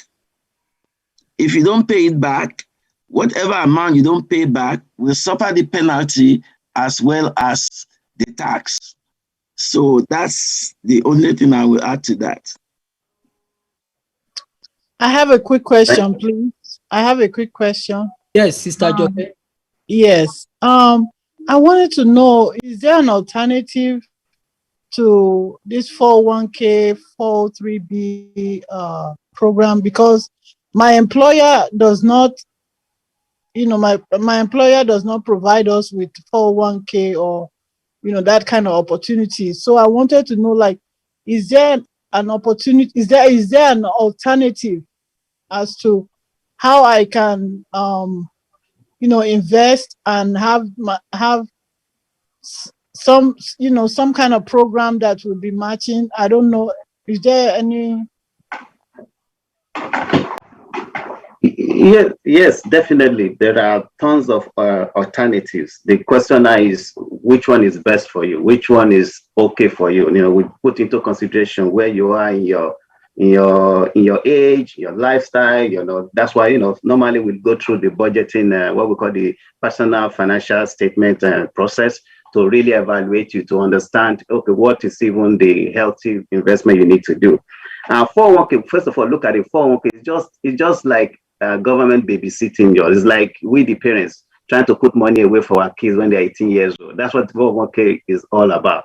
And also to encourage people. That's why you see employers or government, if you work for the government, they match some percentage. Europe does well. When I have like few people in Europe I talk to, they put something and the government matches 150%. I'm like, wow, you guys are, whatever that is.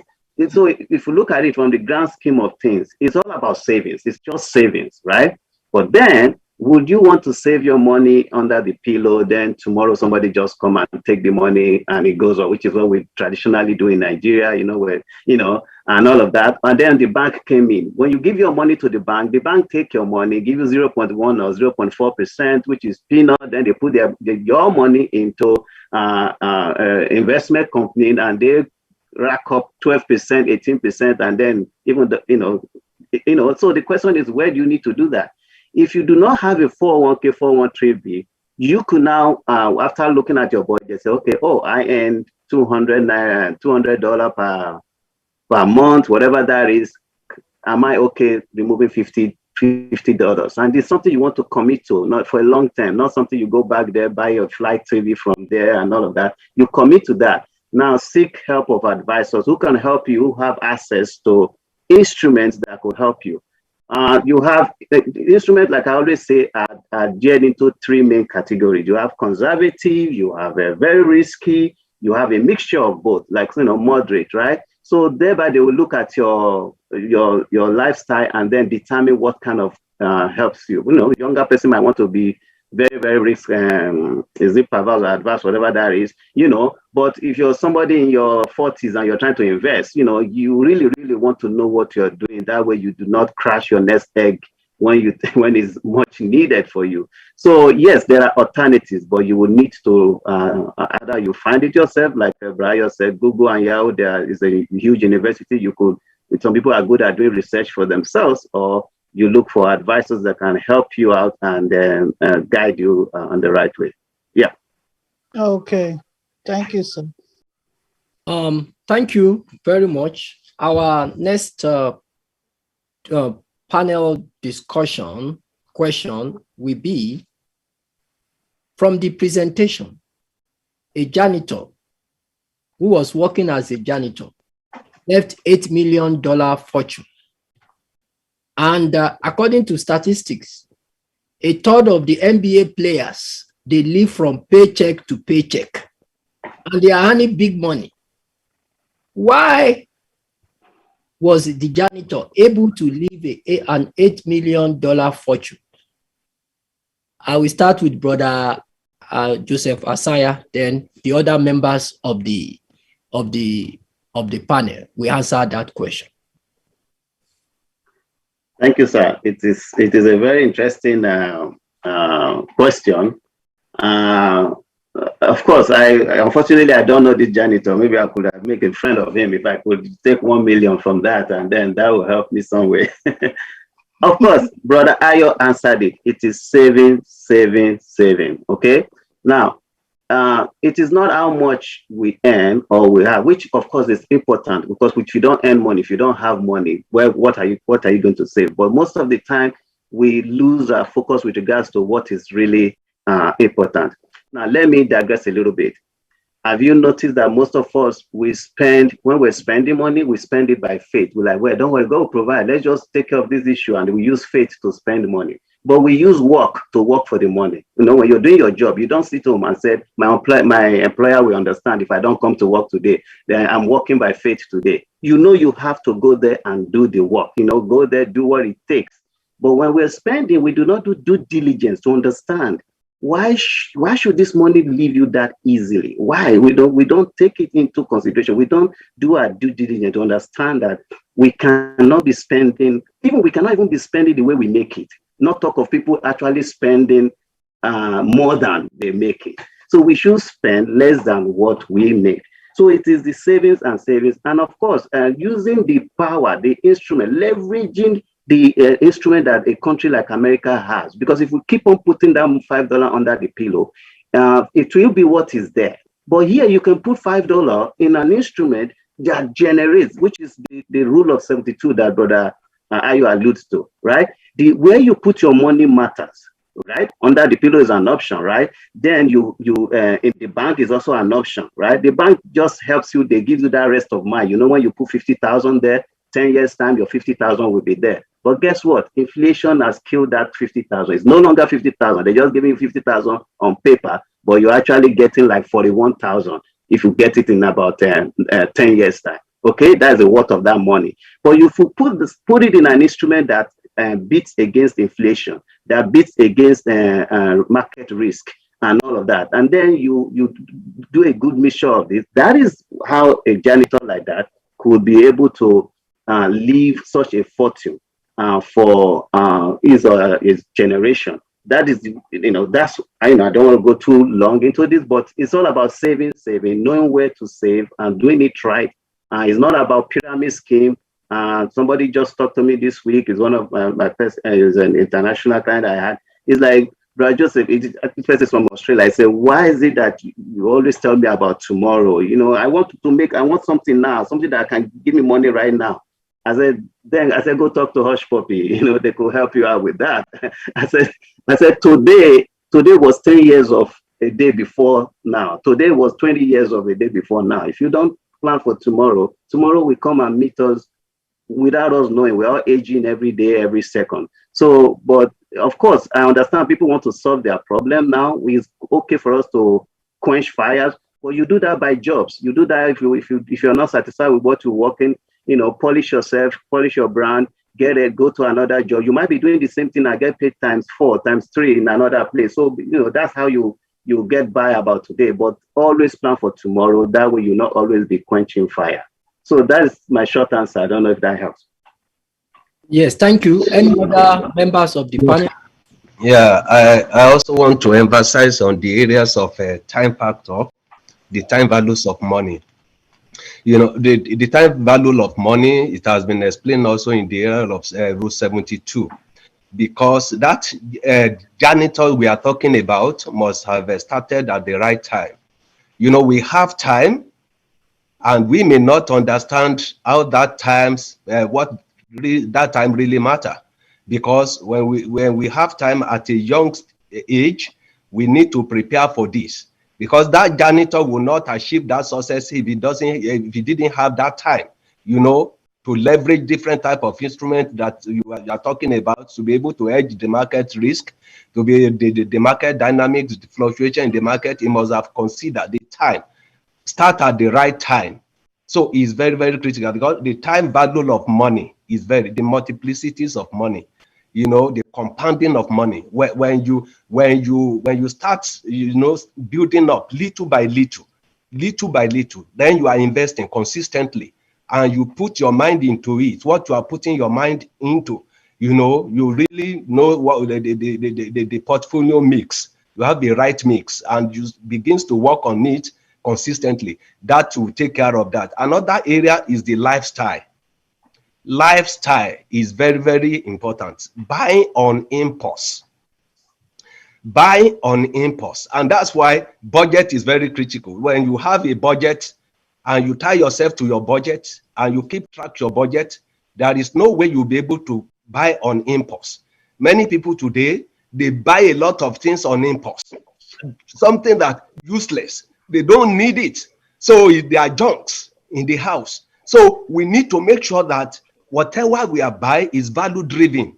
So whatever we are doing is value driven, something that have value, something that we are in need of, that we need of it. So if we do that, that money will be able to conserve it, to have it with us. It will not fly away. But when we spend it on impulse, something that is not relevant, the money just go away, become waste. So we need to work on our lifestyle, what we buy, and what we should not buy. So that one will help us to reserve the money and to use it on something very, very profitable. We have what is called working capital. We have what is called asset. So we should also know the difference between these. The working capital is something we cannot do without.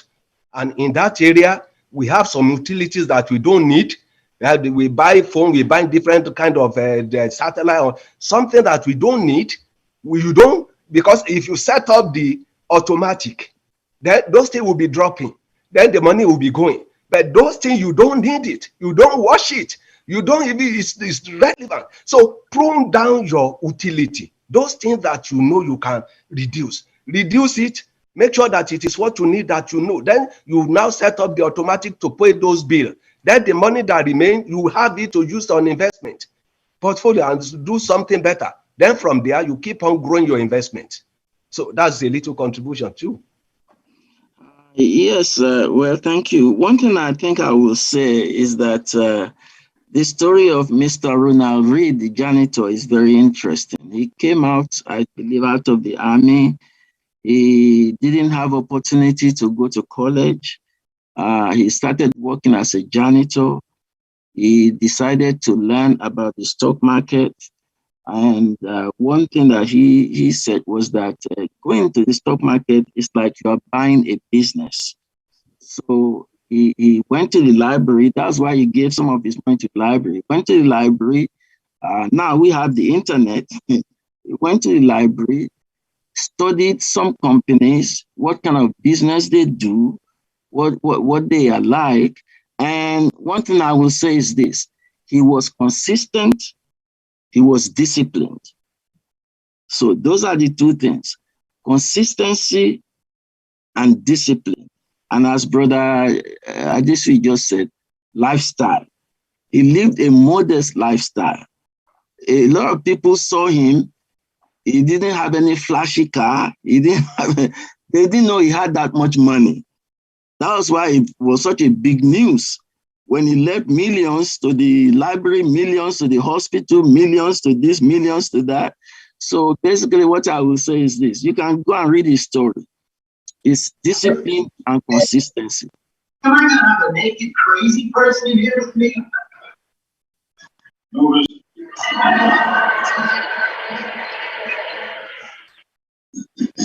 That's it. Okay, Miss Cruz, and there we go. Oh, thank you. You're so kind. Thank you. I guess that doesn't mean anything. Thank you, sir. I guess it just doesn't mean anything. I want to mute 10 this. years I worked for those people. What do they do? They off me and I told Can you mute yourself? Thank you. Thank you. Rahul Abi? Yes, sir. Sorry, sir, before you leave, and this is for Brother Ayo. Sorry, Yes. sir, the link that you sent is not loading, sir. I don't know whether there's a problem with that link, the Schwab PDF questionnaire link. I don't know if somebody else tried it. It's not loading. If you can resolve it before you, sorry, sir, so that we don't miss out on the information that's contained there. We can't hear you, sir. Brother Ayo, sir. Yeah. I see there's some problem with it. When he started talking, I checked it. I see there's a problem. All right, sir. Thank you, sir. Okay. But Ayo too, sir. Can you put the name of the janitor secretary, sir, on the chat? Okay. Yes. Also, thank you, Brother Folari. The next question, which is, I would like Sister Jumi to start with this. It said, where purpose is unknown, abuse is inevitable. Where purpose is unknown, that is, abnormal use is inevitable. How does that do to us spending money at home as a family? Yes, Sister Jumoke.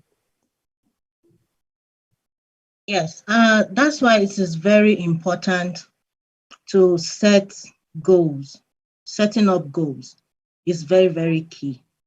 As a family or as an individual, we need to set a goal on either on daily basis, or there's what we call New Year resolution. So that's a form of setting goals as well. Now, what do I want to achieve with my finances this year, this month, this week, or on the daily basis? Because if we don't plan, then we will fail. So it is very good to plan when we plan so that we don't fail. But when there is failure, that means we didn't plan. So planning is very, very key. And not just to plan. I heard Brother Ayo and Brother Adeshu mentioned consistency. Consistency is very, very key.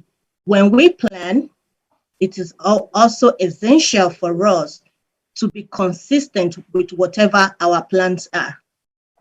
If, for example, we plan to save $50 per month, let's be consistent with that, saving that $50, not even minding whatever expenses that is ahead of us. Make sure you save that $50.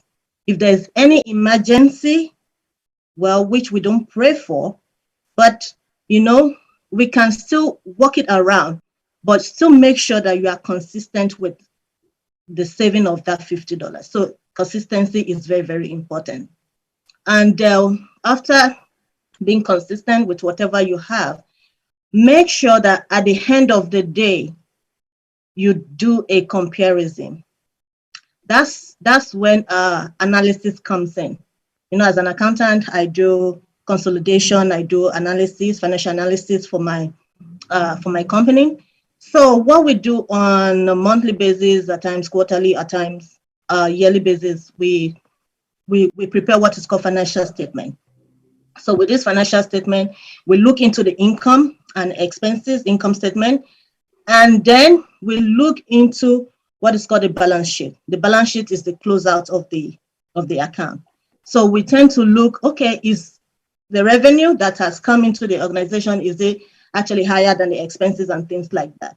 So with this financial statement, it helps us to look into things like that and to make plans for the future and, to just analyze. So it's always good to analyze, compare whatever it's coming in and what is going out. So I think on this, don't forget, just set your goal, be consistent with whatever goals you have, and do your proper analysis on the daily basis or monthly basis. Thank you. Thank you, Ma. Any addition from the? Yeah, if I were to add to that, oh, sorry, was some Brian? Okay, go on. Okay, sorry. Yeah, I just want to also add in terms of tracking the budget. Tracking the budget, because one thing is to have the historical data on your finances, just as Sister Jumakela said, tracking all income and expenditures flows out into the balance sheet.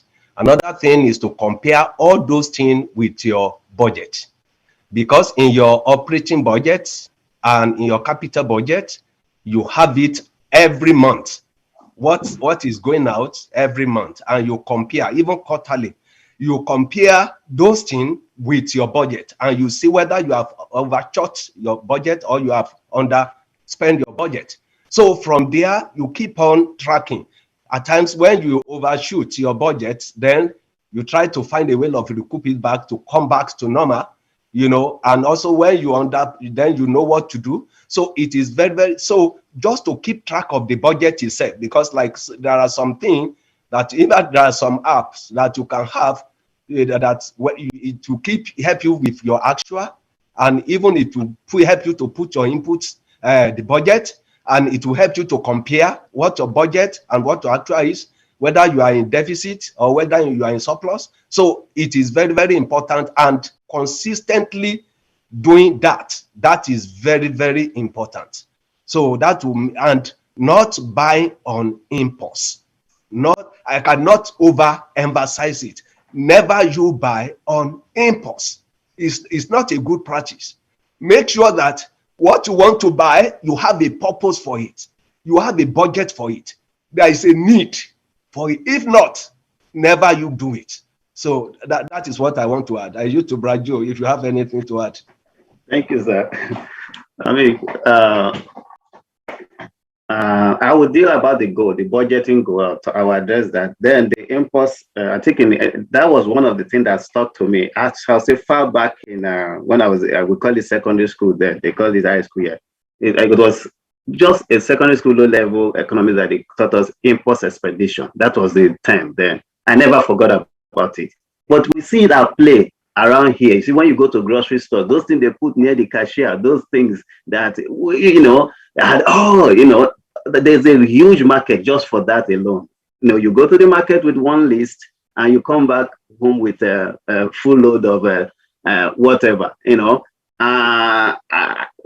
I'll share a personal experience. When we're in Massachusetts, my job was just like a walkthrough to this Walmart there. So if we miss something and miss something, my wife will call me and say, hey, so there was this particular day she called me that, hey, we ran out of milk. On your way, come, just bring, get milk in the store. I said, oh, sure.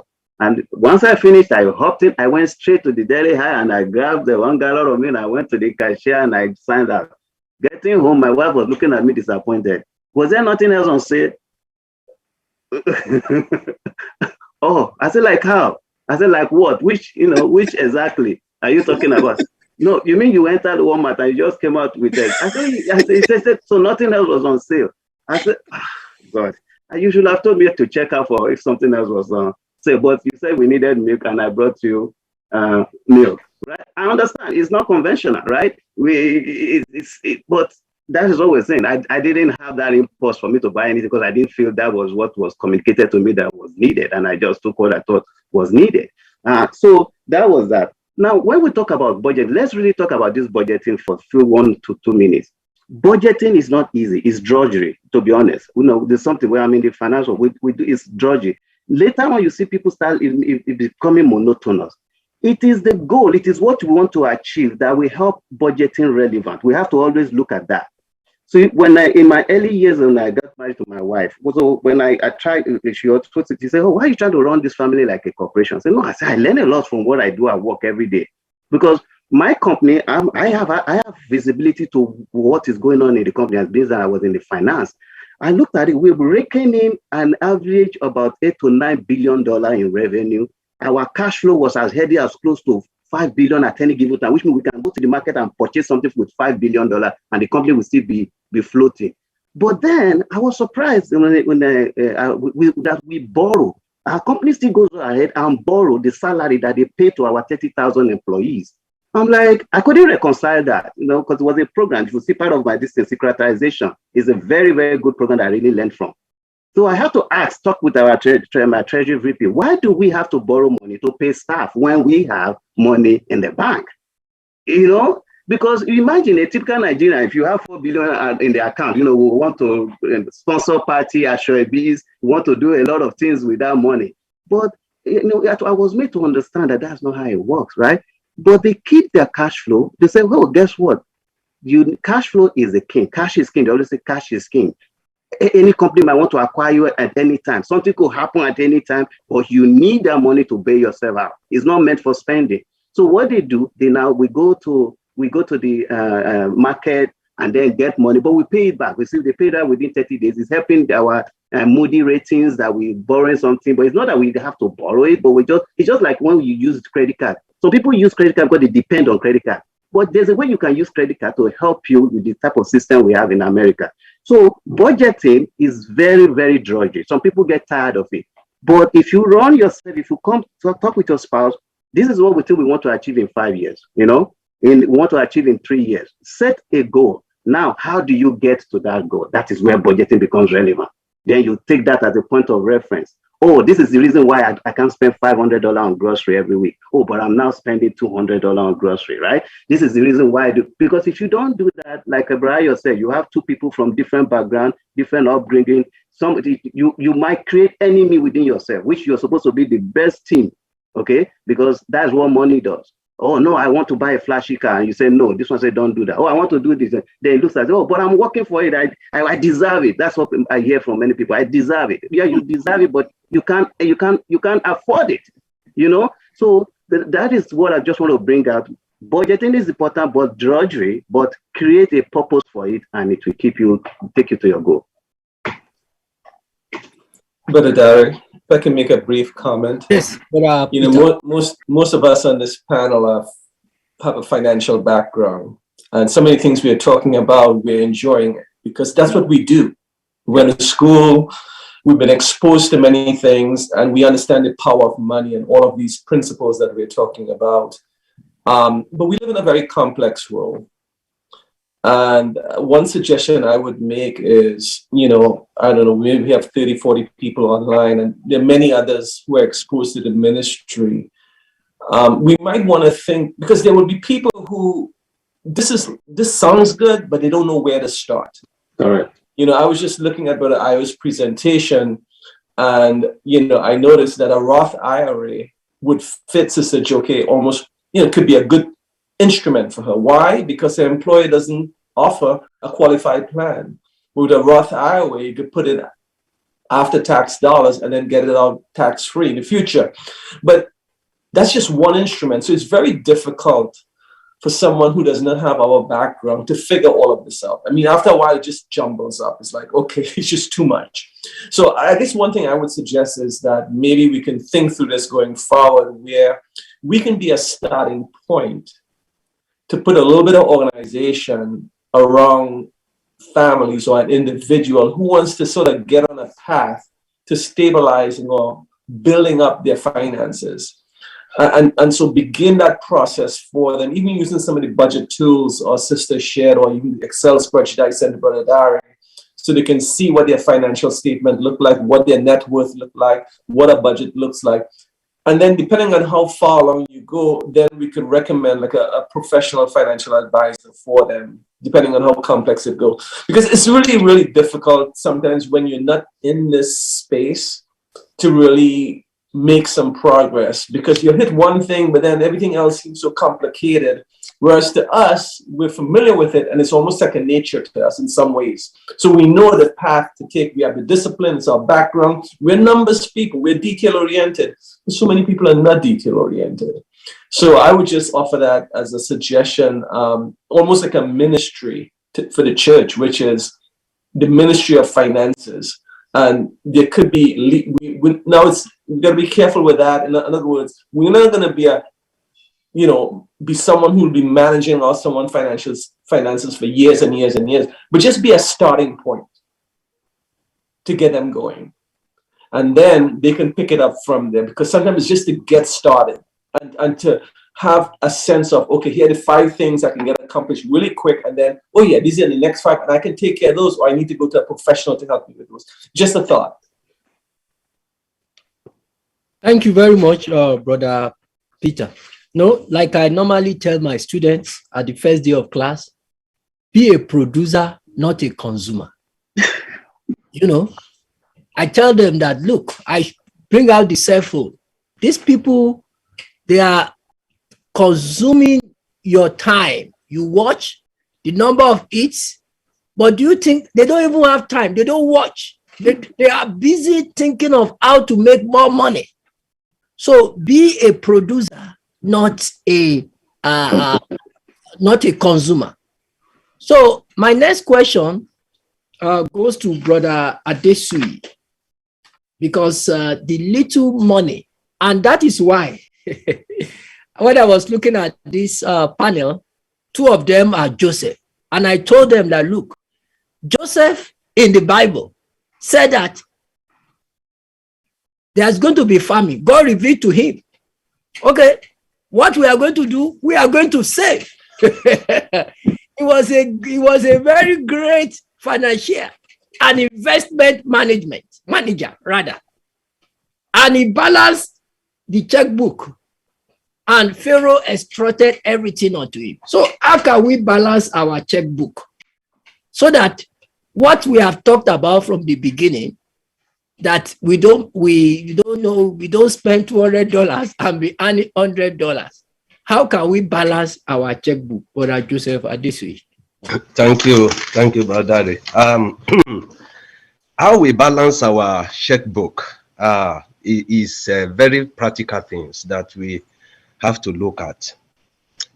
In the first instance, I want us to look at the way we generate revenue. It is a function of risk appetite.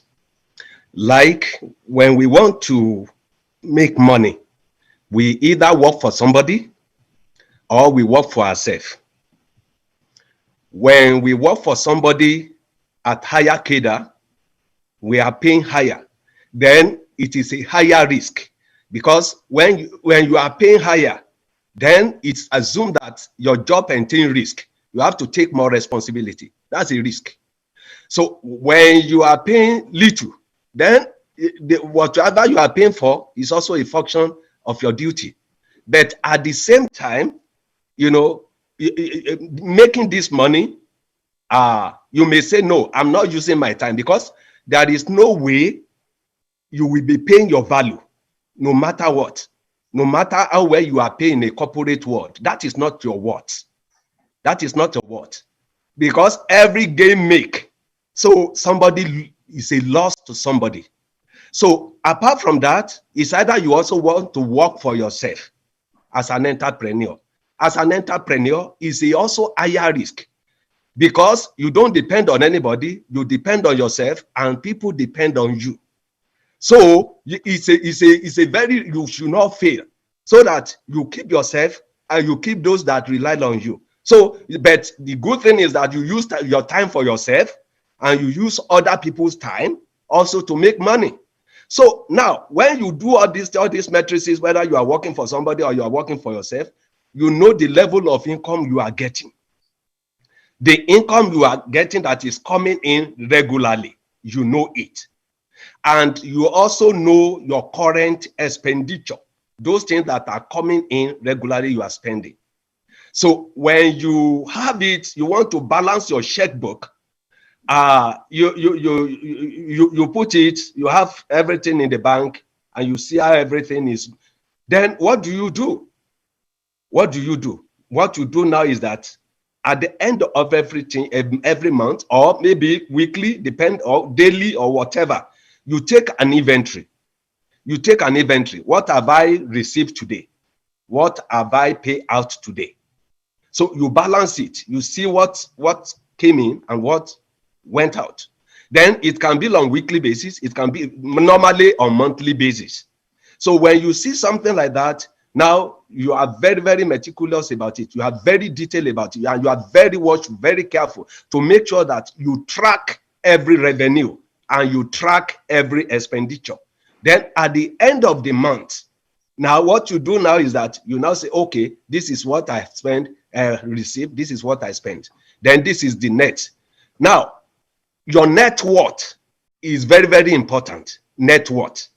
Many people, they don't take net worth seriously. That is very, very serious. You have credit card, you have auto loan, you have mortgage. Those are the exposure you have. And then you have maybe some money in the bank too, which is physical cash. Then you have car, you have house, maybe you are pay off your mortgage, you have some house. Then we need to balance all these things to see, oh, what is my net at a point? If anything happen now, do I still have excess, or am I in a negative form, which is bankruptcy? So we have to know our net. What is my net? Let us put it into practice. When you see this, when your eyes open in this, you will be very careful. Automatically, nobody will tell you, these are my exposure. I have student loan, I have a mortgage, I have a credit card, and you add all those exposure, then these are my assets. Maybe your exposure is 200,000. And your net worth, there's asset you have is 100. Then you have a deficit of 100. You are bankrupt already. So when you know this, then anything that come in, you'll be very, very careful to spend. You'll be very watchful, because you know that if anything happen, you are thrown out of the balance, and it's going to be catastrophic. It's going to be dangerous. So we need to balance it that way. Our check, our bank account, let us make sure that all our money enter into the bank, and let us make sure that the money we have spent also go out of the bank. We have the statement. We can also cross-check our statement and make sure that there is nothing go wrong with our income, and there is no strange payment. We have to watch all these things. So at the end of the day, we make sure that every expenses is accurate and every revenue is accurate. Once it is done and we are able to balance it up, we know what we have, whether we are in excess or we are in deficit. So that is how you balance your checkbook in total. Not so you may have different bank accounts too. So those accounts, you know what is there. You make sure that you know all the balances that are there. You can account for it just based on the net worth that I talk about. So that is the approach I will use, to balance my checkbook. Thank you. Thank you, sir. Any addition from the yes, Brother Dari, I would like to say that I thank Brother Joseph for that exposition. Net worth is very important. That gives you a snapshot of where you are at any particular point in time. And what I will suggest is that if you want to do this, you have to consolidate your financial life. For example, you can put in all your bank accounts, you can put in your house and mortgage and everything. You can put in all your liabilities, all your credit cards, and the credit cards might be from different companies. Even if you have 2 credit cards, it might be from 2 different companies. And how are you going to manage all this? The only way I think you can manage it is that you consolidate your financial life into one platform. And that platform will help you track your budget, will help you track your net worth, will help you track your balances in your accounts. We'll put everything together, and then maybe you have a dashboard. You can look at everything at once, and you can do that. I'm sure there are tools out there that can help you do that. The only tool I know is Personal Capital, and it's free. They manage investments, but you don't have to have anything with them. It's free. You can have whatever you have with anybody else, and you can use their tool for free. So that's free. If there are any other free tools, I think it will be very good for people to take a look at those free tools. You can search for maybe a portal or a dashboard that helps you consolidate your financial life. And I think that's the only way you can do it. Otherwise, it becomes too much of a chore. And you get discouraged. You can. And as for checkbook, Radari, do you have a checkbook? That's it. I'm I don't have. I just have. I just go online. And my bank account. I don't have checkbooks. Why I ask you is this: nobody is balancing any checkbook right now. Okay, everything, the technology is gone beyond checkbooks. But the fact is that you have an online checkbook, and if you can consolidate everything in one place, then it allows you to really easily track this thing without it becoming a chore that it just becomes impossible, and then you give it up. And some of these tools will connect to your bank and actually pull the balances from your bank. And if you have a mortgage, they can connect to Zillow or one of those things and pull the value of your house on that particular day. So basically, what Brother Joseph said is very important. It's very important. Budget is one of it, but net worth, I think, is the most important thing. It will tell you whether you are bankrupt or not. And I think when you look at it and you know you are bankrupt, I think that will shake you up. Anyway, that's what I have to say. I'll put a link for Personal Capital on the chat, and anybody else can search for a dashboard. Just search to consolidate your financial life, and you might have some interesting tools that you can use. Thank you, sir. Just to, what Brother Joseph and Brother you have said has really, they've answered the question. I just wanted to talk about re-emphasize more on that network thing. A few years back, I was surprised when I heard on CNN, I don't know what particular year was this, where they announced the network of Mike Tyson, and most of us know him, the boxer. If I get it right, maybe it looks like around $10,000. Of course, network. This is somebody who used to make 30 million just on one fight. Not like he made 30 million in the span of his life. And we know how popular he used to be in the 80s and all of that. All that is telling us that it's not how much that comes your way, it is what you do with it. And also a few years back when I heard in California, Nicolas Cage, who is an actor, renowned actor, his house was foreclosed on. I'm like, really? How can they foreclose on somebody like that? Yeah. So these are the things. That's what network does to you. Because one thing with finance, if you don't tell yourself the truth, finance has a way of bringing itself. It's an equal opportunity. This is no respecter of any person.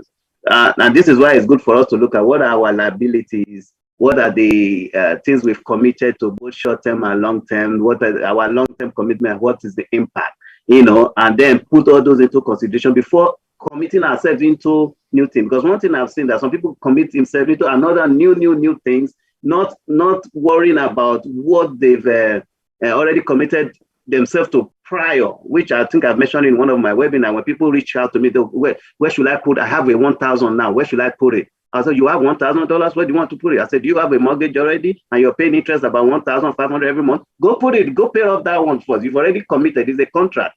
If you put that money in your current mortgage, it will save you that at least a whole 1 month of interest. Because we go to your principal 100%. You know, so we don't understand. We're entering into new agreements, new contracts, new things. You know, just because we're trying to meet up with the Jones or whatever is the problem. So doing a net income analysis, which we could call like a zero. They call it ZBB, zero-based budget. You know, you want to put a hold on everything and then analyze where you are. That now would determine where you're going. So I think I just wanted to emphasize the power of doing a network analysis, and then you don't have to know too much about it. You can always seek help, and then you know, you'll use the tools, you know, at your disposal, and as long as you have the will to make it happen, I think it helps. Yeah. Yes. Yes. Network is not a big word. It's just trying to, you know, reduce or minus your asset from your liability from your asset. So that's just net worth. Trying to, you know, deduct your expenses from your total income. So that's the point I really want to add. So it's just as simple as ABC. Thank you. Thank you, Sister Jumoke. Please check. I have put on the chat for everyone spreadsheet as provided by Brother Peter Marfon, a link. Just click on that link. Tell me if it's working. So that is the spreadsheet. So once you click on it, it's working. Our next question for the yes. Can I interrupt it? I don't see any link there. From me to everyone. Yes, I saw. This is the link to the budget spreadsheet provided by. Above, before that. Before that. Yes. Before. Above. Okay. All right. Okay. I will look for it. So the before. Before that is the link. Above. The link. Okay, I see it now. Yeah. It's just missed the sequence. Yes, sir. Okay. So, thank you. Yes. So other people online, please check that link. It was put there about 1:36 p.m.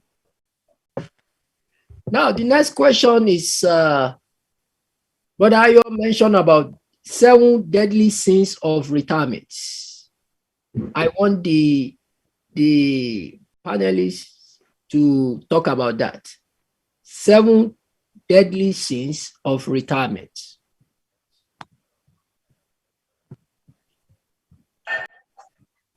But Ayo can tell us those deadly sins. Then. Okay, well, let me go back to that, and I will try to display it again. Just a minute, while I search for it. This is okay. Well, let's do this.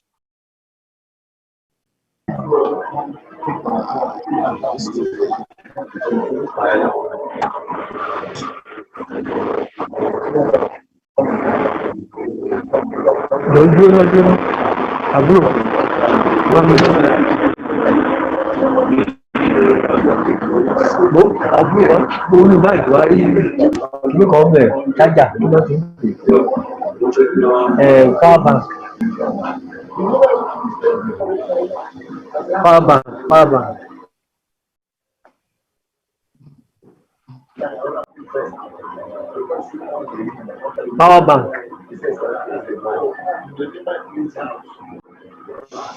Okay, I hope everybody can see that. Can everybody see that? Yes, sir. Yes, sir. Oh, okay. It's a seven deadly sins, seven deadly retirement sins, and how to fix it. It says number one is saving too little and starting too late. So that's the issue of time. Time is very essential. The fact is that a 21-year-old is not really inclined to think about retirement. So that's when they have to. That's when you have to, because that's when the power of compounding, that rule 72 will work for you. Not taking full advantage of your employer's 401k, especially, I think this dimension, especially when your employer is matching your contribution. Owing expensive or poorly performing. Sorry, there's an audio issue going on. Can we please resolve that? Owing expensive or poorly performing investments. I think you need to track how your investment is performing. Even if you are in a 401k, the administrator for your 401k, do they give you tools for you to see how they are performing, how your particular portfolio is performing? Do they give you tools for you to see whether you are meeting your retirement goals? There are tools that will allow you to see how close you are to your goal, if you are meeting your goal or not. So I think that's very important. You need to monitor what's the, and of course, if you have somebody else managing it, whoever else, you need to make sure that it's really performing. I won't go into much about that, but I've known that I've looked at things, and you have a broker. They are not. I have a relative who had a broker, and the broker was not really doing anything. In the end, I actually was helping them do most of what they need to do, and then the broker told them that, well, you have somebody doing it already. So, I mean, so you have to be really very careful about that. Inadequate portfolio diversification. Well, you have to diversify your portfolio, but you have to diversify it based on your risk profile. How much risk are you willing to take? That's the problem. How much are you conservative? Are you aggressive? Are you moderate? You need to see what your psychological profile is with respect to taking risk. Some people don't want to take risk at all, so they put their money in the bank, and they are getting 0.01% interest. But the fact is this: they are losing money because inflation, even the best of time, inflation is about 3%.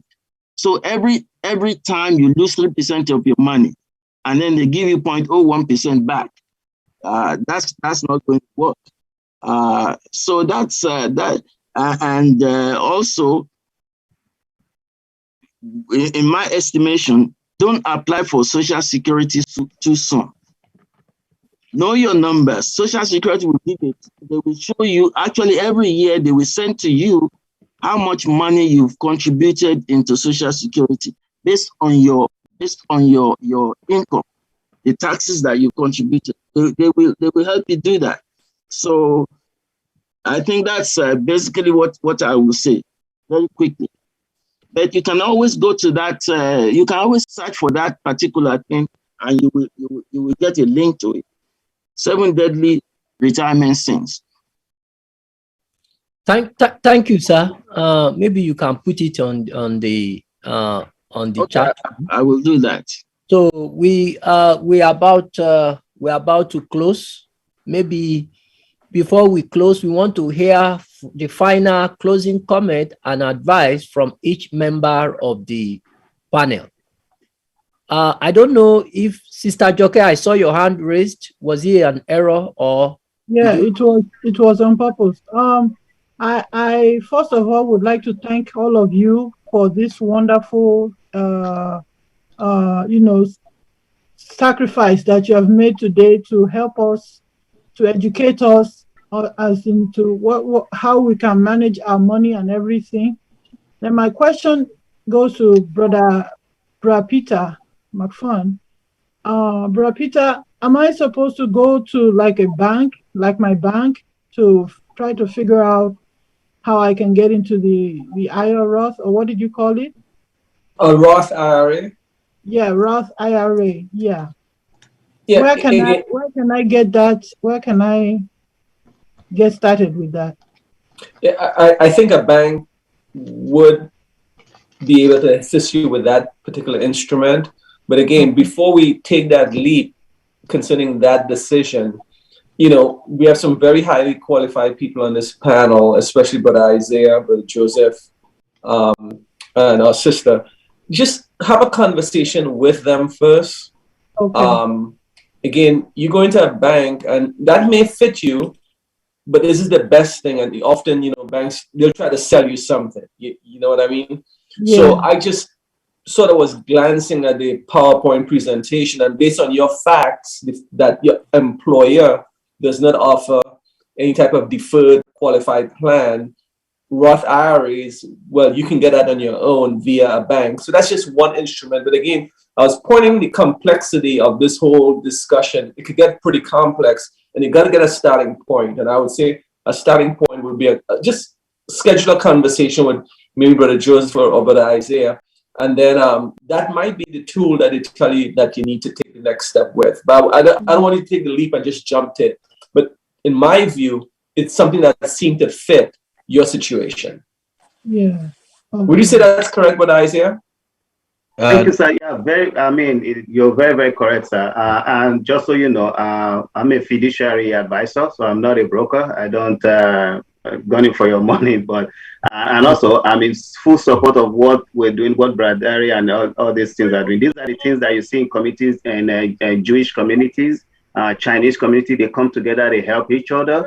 So this is something, you have a lot of talented people here, Sister Jumoke, and then, just even for the information alone, you just understanding what is going on. That is power on itself. So feel free to reach out to us, and we definitely will help guide you in the right direction. Thank you, Brother Peter. Thank you. Thank you, brother. Oh, thank you. Brother Owolabi. Yes, sir. I'm sorry, because I heard you say that you just want to hear a couple of things from the panelists before you close. Yes, sir. I don't know if we are expecting a feedback from the audience. So then I have something to say. So if you, yes, sir. If it's yes, the sir. right time for me to say. Yes, sir. It's the right time, sir. Yes, sir. All right. In the first place, this is a very novel idea that you guys put together, which is very, very good for us as individuals and as a church. I don't know the strength of our audience at this point, and I don't know how you might take this beyond this level. My suggestion would be that if this forum, this financial education, if it can be taken beyond Washington DC Church, if I hope you understand what I'm saying, I think it's something that's going to be beneficiary to not only our church in that region, in your area, but beyond your area, because what is destroying people today is the points we are addressing right now. And especially even our young people, they are carried away by when consider when young people have a little amount of money, they will be buying expensive items even though they don't have enough money. So it appears they don't understand the issue of financial management. So my suggestion is, is it possible, like I think Brother Peter mentioned something similar, is it possible to take it beyond this level, if you understand what I'm saying, beyond what we're doing right now? Because I don't know how many people, for example, there are just 36 people, participating right now, but there are other areas of our churches around that this thing can be of benefits to them. That's number one. The second thing is that those links that you put in the chat room, by the time we close this Zoom, I don't think those links will be accessible to anybody. So, and those links are very beneficial to us. So how would those links be available to people after this meeting? Thank you very much. Thank you, sir, for that feedback. Let me start from the last one. People that sent me email, I'm going to email all those links, sir. Then to your comments, sir. Yes, I think we are going to further reinforce it with our district superintendent Reverend Josephine McKevin. Actually, when at the first day of this year, when I discussed this with her, she said, this is the problem our young people have. Oh. That they are earning $100 and they are spending $200 every month. I did not understand. Then somebody said, yes, because they started from high school getting credit card. So they continue to spend on credit card. So credit card makes you to spend $200 every month and you are earning $100. Then, but Asaya now told me, even some people are not even earning anything, but they are just spending on faith. That the money will come and they are spending on the credit card, So yes, I will, I know that our district superintendent, maybe she's listening to it on YouTube, but we will convey this strong message to her if this can be taken to the district level. Yes, you are right, sir. This is very good. This is very phenomenal. This is very fantastic. And the good news also is that everything that is said here is also on YouTube. So Apostolic Faith Washington, D.C. YouTube page. So it's recorded there. People can watch it all over and all over. But we will discuss that with our DS and then so that to take it to the district level. Maybe Brother Ayo wants to add to those comments from Brother Folarin, sir. Brother Ayo, sir. Well, I will just, they are very good comments, and I think he's pointed out something that is very important and important for each and every one. And I think somebody mentioned the Jewish community, the other communities. One thing is this, I think in the presentation, I talk about mindset. Your mindset is affected by your culture, your family. That is your financial mindset. It's affected by your culture, your family, your experience. And we, first of all, as immigrants, Black immigrants, let me be very specific, or African immigrants, and also immigrants from other places in the world. And then let me go back and say, even as Black people, we don't really talk too much about money. We don't want to know how much, we don't want our children to know how much we earn. We don't include them in discussions about money.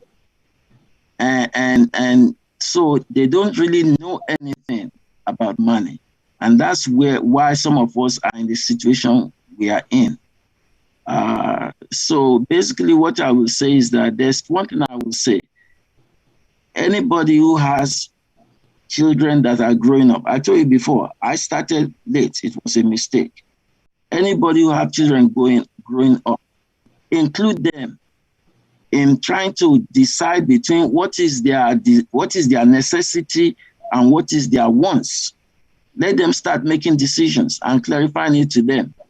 I went to the store with my son, and before I would tell him that we go to Costco, I'll be looking for things that are on sale. And then later on, he came to me and said, well, this is on sale, that's on sale. I said, well, they're on sale, but that's not what we need. we are not buying everything because they're on sale.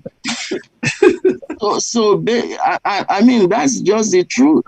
So all he learned from me is by observing me, and I say, oh, this on sale, so I buy it. He doesn't know any other thing why I'm buying it. So next time he sees something on sale and he likes it, even if I don't think we need it, he said, well, that's on sale, let's get it. So basically that's the kind of thing I'm talking about. So I think it's very important to emphasize this thing. And the only other thing I'll say is this. I mentioned the book, Smart Couples Grow Rich. I think we need to try to, as couples, as married couples, those who are married and those who are not married can learn from this too. We need to work together And I think Brother Isaiah or somebody mentioned about going to the store to buy milk and this thing like that. And then there's all kinds of discussion. We need to, I say avoid the financial conflicts. But I think it's not just avoidance. It's trying to get an understanding and try to develop a harmonious relationship around money. As I said before, this seminar really is about your relationship with money, your mindset, your relationship with money. And all this is learned or not learned. Okay, in my case, I would say not learned. I told you what my parents did with respect to money. That's teaching me some aspects of money. It doesn't teach me other aspects of money. So and it's very important. And also people praying and saying they are going on faith. Well, I think they should read the Bible before they start praying and going on faith. The Bible has specific things that it tells people they can do. And then you don't do what God expects you to do. And then you are praying and asking God to do something. Whereas God has already pointed out what you should be doing. So I think that's all the comment I have to make. And I thank our brother for that suggestion.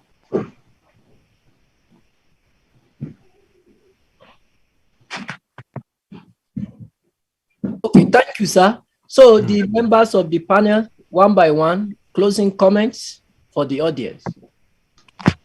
Let me start. Thank you, Brother, and we thank the church for putting these programs in place. What I will also want to emphasize as a last point of comment is end in sight. End in sight. Whatever we want to become, however we want to be, however we want to spend our money, let us make sure that the end in sight. Which type of future do we envisage for ourselves? What do I want my future to look like? So let us have that end in sight. Everything we want to do, end in sight. Is this what I want? So then the implication of what I'm doing now. What is going to be if I do this, what is going to be impact? What is going to be the implication on my finance, on my life, on my everything? So when we have that one as a point of, consideration in whatever we want to do, it will also be very good for us, to manage our finances a bit. And don't forget the net worth of everything we are at a point in time. Let us make sure that we know our net worth so that it will give us an informed decision on whatever we want to do. Thank you.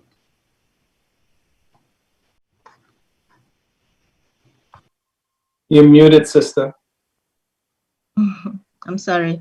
Yeah, okay. Thanks to everyone for participating in this big forum. Yeah, and I'm grateful to God for giving me the opportunity to be part of the panels. But the three major points I really want us to go with is: one, create a realistic budget, and two, start an investment strategy if you've not started. And the last one is build your saving lifestyle. Build a saving lifestyle.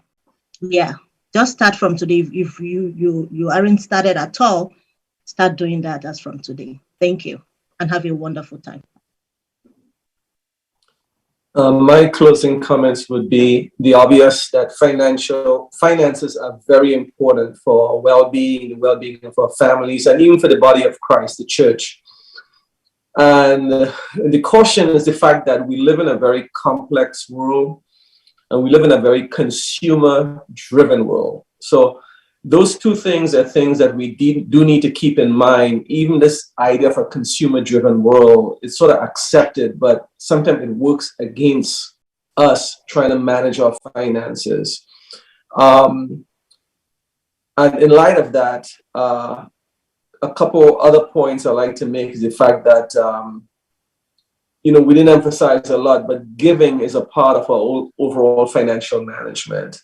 Giving to the body of Christ and helping others. And And another aspect is, we manage our personal finances or family finances well. Well, some of us will become business people, owning our own businesses. And therefore, so many things we learn, whether we learn it in the business world, we can bring it into our personal lives, or whether we learn it as we're growing and developing, we can take those same things that we've learned and experiences and apply them if we become an entrepreneur and we start our own business. And then the final thing is just the ministry component. I do believe these financial seminars are really good. We've shared a lot of information, a lot of depth information, and then having it as a ministry so that we can work one-on-one with families or individuals to sort of set them up so that they can have a starting point and just get them going. And hopefully that could lead them into that place of financial freedom and just being in that place where God wants them to be financially. Okay, mine will be very short because I know I did a lot of speaking. I just want to emphasize that where there is a will, there will be a way. Because I trust every one of us here. We all mean well, both the audience and the panelists. So as God has exposed some of these things to us, and then whichever areas that needs to be tackled and all of that, then each individual should just be sincere to themselves and then just follow through, because the power is in the action. And there's a lot of information, tons of information. Even you could get everything we're talking about. You could research it yourself. You could find it on YouTube, but action is the thing. So, have that willpower to want to take it to the next level. So where there's a will, there'll definitely be a way. Yeah, that's my comment.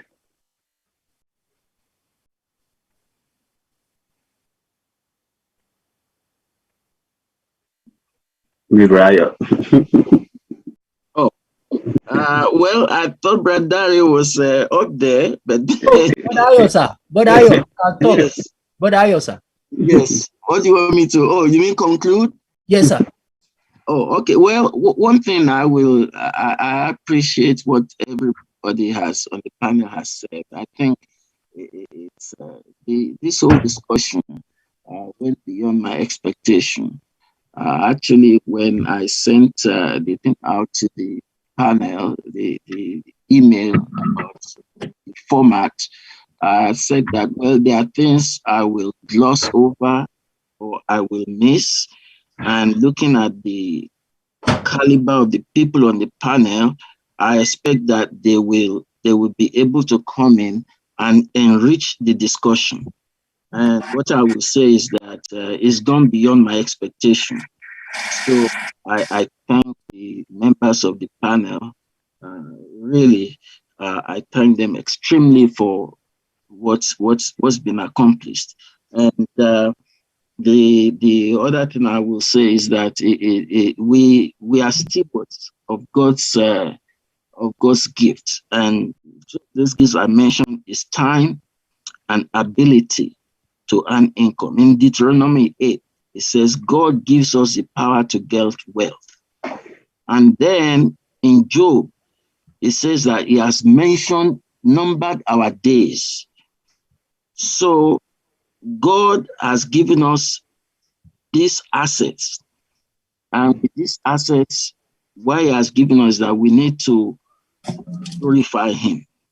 And we can glorify him by our relationship with money. If you look in the Bible, you see that money is a big deal. Remember the rich young ruler. His problem was his relationship with his money and his mindset about what money is. And he couldn't trade his money for eternal life. He couldn't make that exchange. So, well, we thank God for this opportunity to have this discussion.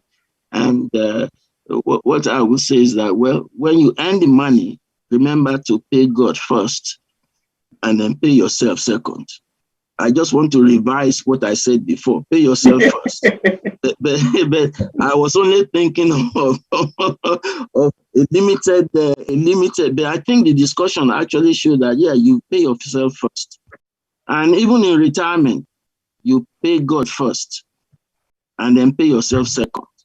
And I think Brother Dari illustrated that in the little vignette that he gave at the beginning of the woman who paid the tithe first and then went into saving. So pay your tithe first, and that's 10% of the gross, and then save 10% of your gross. That leaves you, then taxes will come out. And after the taxes, then you have the rest to spend. So you know that you have you really have to budget and plan very well. So that's what I will say. Thank you very much. Thank you very much, sir. Before we ask Brother Folarin to give us the closing prayer, we really want to thank our panelists for a wonderful job done. We didn't know, just like Brother Ayo said, we didn't know how it will turn out, but we thank God. And one of the objectives of the pastor, Reverend Josephine McKevin, is to ensure that young people hear this, so that just as we have heard, that we don't spend by impulse. So on YouTube, all the links have been pasted on the YouTube. My wife had helped me to do that. All the links in the chat, the links to some. So when you go back to YouTube, the YouTube discussion page, so you will find all the links to the all this powerful thing. Before we have our closing prayer, don't let us forget this evening, there will be evening of music and Thanksgiving on YouTube page at 7:30 p.m. Tomorrow at 9:30 a.m. we have our Sunday school for all classes, hybrid. You can check Apostolic Faith Washington DC website for that. And we're going to have new facility dedication and revival closeout at 11 o'clock at 2401 Coast Neck Road, Reston, Virginia 20191. We really want to thank our members of panelists. We really thank you, and we thank Brother Ayo for that wonderful presentation. If there is no any other comment from the audience, we will ask Brother Folarin to please close us, closing prayer. Thank you, sir. Yes, sir. Shall we pray? Our dear Heavenly Father, we want to thank you wonderfully for the plan that you have for us. Our plan of salvation is a comprehensive plan. Yes. Lord, we really thank you that not only you take care of our spiritual needs, but even our financial well-being is also part of the package. Father, for all this, we thank you. Lord, accept our thanks. Lord, accept our praises. As a body of Christ, we want to thank you, God, for that inside this church, you have raised highly qualified professionals of benefits to the fold of God. Lord, we want to thank you for their lives. We want to thank you for their sacrifice. We want to thank you for their dedication. We want to thank you for the value that they brought to this forum today. For all this, Lord, accept our thanks. Jesus, accept our praises. We thank you, Lord, for the blessing that is going on in this revival. Thank you for the many souls that have been saved. Thank you for the word of life we had yesterday. And we thank you, Lord, for today, that what you are still going to do today and tomorrow. For all this, Lord, accept our thanks and praises. As we depart right now, let your grace be upon us. We commit the service tomorrow into your hand. Let your power come down in a wonderful God. Come and save soul. Make that place a soul saving station to your glory and honor. Thank you, Father, because you have answered us. We pray in Jesus' mighty name. Amen. Thank you all. God bless. God bless you. Thank you. God bless you. Bye. Thank you. Thank you. God bless. Bye.